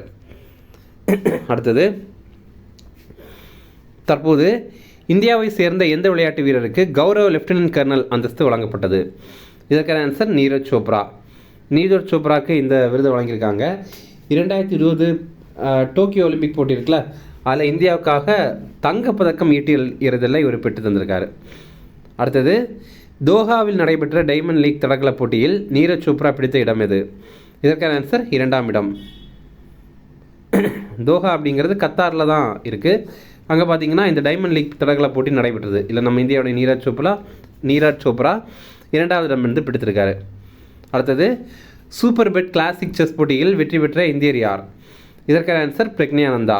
இந்த போட்டி வந்து ருமேனியாவுடைய புகாரெஸ்ட் அப்படிங்கிற நகரில் நடைபெற்றது. அடுத்தது இந்தியாவின் 86வது செஸ் கிராண்ட் மாஸ்டர் ஆனவர் யார்? இதற்கான ஆன்சர் ஸ்ரீஹரி. இப்போ பார்த்தீங்கன்னா இவர் நம்ம தமிழ்நாட்டை சேர்ந்தவர், சென்னையை சேர்ந்தவர். இவர் இந்தியாவுடைய 86வது செஸ் கிராண்ட் மாஸ்டராக இருக்கார். இவருக்கு வெறும் 19 வயது தான் ஆகுது. 2500 ஈலோ புள்ளிகளை இவர் வந்து கடந்திருக்காரு. பொதுவாக ஒருத்தங்க செஸ் கிராண்ட் மாஸ்டர் ஆகணும் அப்படின்னா அவங்களுடைய ஈலோ புள்ளிகள் 2500 கடந்திருக்கணும். அந்த மாதிரி இவருக்கு இப்போது கடந்திருக்கு. 85வது செஸ் கிராண்ட் மாஸ்டர் நம்ம இந்தியாவில் யார் அப்படின்னா ஷியாம் நிகில் அப்படிங்கிறவர். இவருமே தமிழ்நாட்டை சேர்ந்தவர். அடுத்தது 84வது chess grand master Vaishali Ramesh Babu அப்படிங்கிறவங்க. இவங்களுமே நம்ம தமிழ்நாட்டை சேர்ந்தவங்க. அடுத்தது உலகக்கோப்பை வில்வித்தை போட்டி 2ஆம் கட்டம் தற்போது எங்கு நடைபெறுகிறது? இதற்கான ஆன்சர் ஷாங்காய். இது இப்போ நடைபெற்று முடிந்தது. சீனாவுடைய ஷாங்காய் நகரில் தான் இது நடைபெற்றது. இதில் நம்ம இந்தியாவுடைய மதுரா, தமன் கான்கர் இவங்க வந்து காம்பவுண்ட் மகளிர் தன்னபர் அப்படிங்கிற பிரிவில் தங்கப்பதக்கம் வந்து ஜெயிச்சிருந்தாங்க. ஆடவர் ஆண்கள் பிரிவில் இந்தியா வந்து தங்கம் ஜெயிச்சிருந்தோம். இதில் இந்திய அணி பார்த்தீங்கன்னா அபிஷேக் வர்மா, ரிஷி யாதவ், ஓஜாஸ் பிரவீன், தியோடேல் இவங்க எல்லாருமே அந்த அணியில் வந்து இருக்காங்க. அடுத்தது எவரெஸ்ட் உச்சியை எட்டிய முதல் இந்திய பார்வை மாற்றுத்திறனாளி யார்? இதற்கான ஆன்சர் சொஞ்சின் அங்மோ. இப்போ பார்த்தீங்கன்னா பார்வையற்ற இவங்க எவரெஸ்ட் சிகரத்தை வந்து எட்டியிருக்காங்க. இவங்க இந்தியாவை சேர்ந்தவங்க. இவங்க ஒரு மகளிர், ஓகேவா, பெண் இவங்க. அடுத்தது ஜூனியர் உலகக்கோப்பை துப்பாக்கி சுடுதல் போட்டியில் இந்தியாவின் தேஜஸ்வினி வென்ற பதக்கம் எது? இதற்கான ஆன்சர் தங்கம். இது பார்த்திங்கன்னா ISSF ஜூனியர் வேர்ல்டு கப் போட்டி இந்த துப்பாக்கி சுடுதலில் நடைபெறுது. ஜெர்மனியுடைய சுல் நகரில் தான் இது வந்து நடைபெறுது. இதில் இந்தியாவுடைய தேஜஸ்வினி வந்து தங்கம் ஜெயிச்சிருந்தாங்க. மகளிருக்கான 25 மீட்டர் பிஸ்டல் பிரிவில் தான் இவங்க ஜெயிச்சிருந்தாங்க. அதே மாதிரி ஷாம்பவி ஸ்ராவன் ஷீர்சாகர் அப்படிங்கிறவர் இவங்க பார்த்தீங்கன்னா தங்கப்பதக்கம் ஜெயிச்சிருந்தாங்க. மகளிருக்கான 10 மீட்டர் ஏர் ரைஃபிள் பிரிவில் ஜெயிச்சிருந்தாங்க. அதே மாதிரி கானக் அப்படிங்கிறவங்க இவங்களும் தங்கம் ஜெயிச்சிருந்தாங்க. மகளிருக்கான 10 மீட்டர் ஏர் பிஸ்டல் பிரிவில் தங்கம் ஜெயிச்சிருந்தாங்க. அடுத்தது உலகத்தில் நடந்த முக்கியமான நிகழ்வுகள் தொடர்பான கரண்ட் அஃபேர்ஸ் பார்க்கலாம். பாகிஸ்தானுக்கு எவ்வளவு ரூபாய் கடன் வழங்க சர்வதேச நாணய நிதியம் முடிவு செய்துள்ளது? இதற்கான ஆன்சர் ரூபாய் 20,000 கோடி. IMF இன்டர்நேஷ்னல் மானிட்டரி ஃபண்ட் அப்படிங்கிற அமைப்பு பாகிஸ்தானுக்கு ரூபாய் 20,000 கோடி வந்து கடன் வழங்குறாங்க. இதில் முதல் கட்டமாக $1 பில்லியன் அமெரிக்க, அதாவது 8,527 கோடி ரூபாய் வந்து விடுவித்துட்டாங்க. ஆனாலும் அவங்க என்ன சொல்கிறாங்க அப்படின்னா இது வந்து நாங்கள் குறிப்பிட்ட சில நடவடிக்கைகளுக்காக மட்டும்தான் நீங்கள் வந்து செலவு பண்ணணும், இதை வந்து தேவையில்லாமல் வேறு எதுக்கும் செலவு பண்ணக்கூடாது அப்படிங்கிறத தெரிவித்திருக்காங்க. அடுத்தது, எந்த நாட்டில் லிவர்பூல் பல்கலைக்கழகம் பெங்களூருவில் தனது வளாகத்தை அமைக்க உள்ளது? இதற்கான ஆன்சர் பிரிட்டன். இப்போ பார்த்தீங்கன்னா பிரிட்டனை சேர்ந்த யூனிவர்சிட்டி ஆஃப் லிவர்பூல் அது வந்து பெங்களூரில் அவங்களுடைய கேம்பஸ் வந்து ஸ்டார்ட் பண்ணுறாங்க. இதே மாதிரி இதுவரைக்கும் இந்தியாவில் வளாகத்தை அமைத்த வெளிநாட்டு பல்கலைக்கழகங்கள் என்னென்ன அப்படிங்கிற பார்க்கலாம். முதல் முறையாக ஆஸ்திரேலியாவை சேர்ந்த டீகன் பல்கலைக்கழகம், இது குஜராத்துடைய கிஃப்ட் நகரில் அந்த கேம்பஸை வந்து நிறுவியிருந்தாங்க. அடுத்தது, ஆஸ்திரேலியாவை சேர்ந்த யூனிவர்சிட்டி ஆஃப் உலங்காங் அப்படிங்கிற பல்கலைக்கழகம், இதுவுமே அதே இடத்துல நிறுவியிருந்தாங்க. அடுத்தது, இங்கிலாந்தை சேர்ந்த யூனிவர்சிட்டி ஆஃப் சவுத்தாம்ப்டன் அப்படிங்கிற பல்கலைக்கழகம், இவங்க ஹரியானாவில் குருகிராம் இருக்குல்ல, அங்கே வந்து பல்கலைக்கழகத்தை வந்து நிறுவியிருக்காங்க. அடுத்தது, புக்ஸ் அண்ட் ஆதர்ஸ் பார்க்கலாம். தேசிய கல்விக் கொள்கை 2020 எனும் மத யானை அப்படிங்கிற புத்தகம், இது எழுதினது யார் அப்படின்னா நம்ம தமிழக பள்ளிக்கல்வித்துறை அமைச்சரான அன்பில் மகேஷ் பொய்யாமொழி. அடுத்தது, த மாடர்ன் திராவிடியன் ஐகான் அப்படிங்கிற புத்தகம், இதை த வீக் அப்படிங்கிற இதழ் இருக்காங்கல்ல, அவங்க தான் வெளியிட்டிருக்காங்க.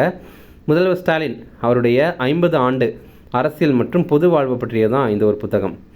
அடுத்தது, the diary of a cricketer's wife அப்படிங்கிற புத்தகம், இதை பூஜா புஜாரா எழுதியிருக்காங்க. பூஜா புஜாரா யார் அப்படின்னா இந்திய கிரிக்கெட் வீரரான சேதேஸ்வர் புஜாரா இருக்காங்கள, அவருடைய மனைவி தான் இவங்க. அடுத்தது, முக்கியமான சிலர் வந்து இறந்துருக்காங்க, அவங்கள பற்றி பார்க்கலாம். டாக்டர் எம்ஆர் ஸ்ரீனிவாசன், இவர் வந்து மரணம் அடைந்திருக்காரு. அணுசக்தி ஆணையத்துடைய முன்னாள் தலைவராக இருந்திருக்காரு. அதே மாதிரி மத்திய அணுசக்தி துறையுடைய முன்னாள் செயலராகவும் இருந்திருக்காரு. ஆசியாவில் முதல் அணுசக்தி ஆராய்ச்சி உலை அப்சரா அப்படிங்கிறது, இது மகாராஷ்டிராவுடைய ட்ராம்பேல வந்து அமைத்தாங்க.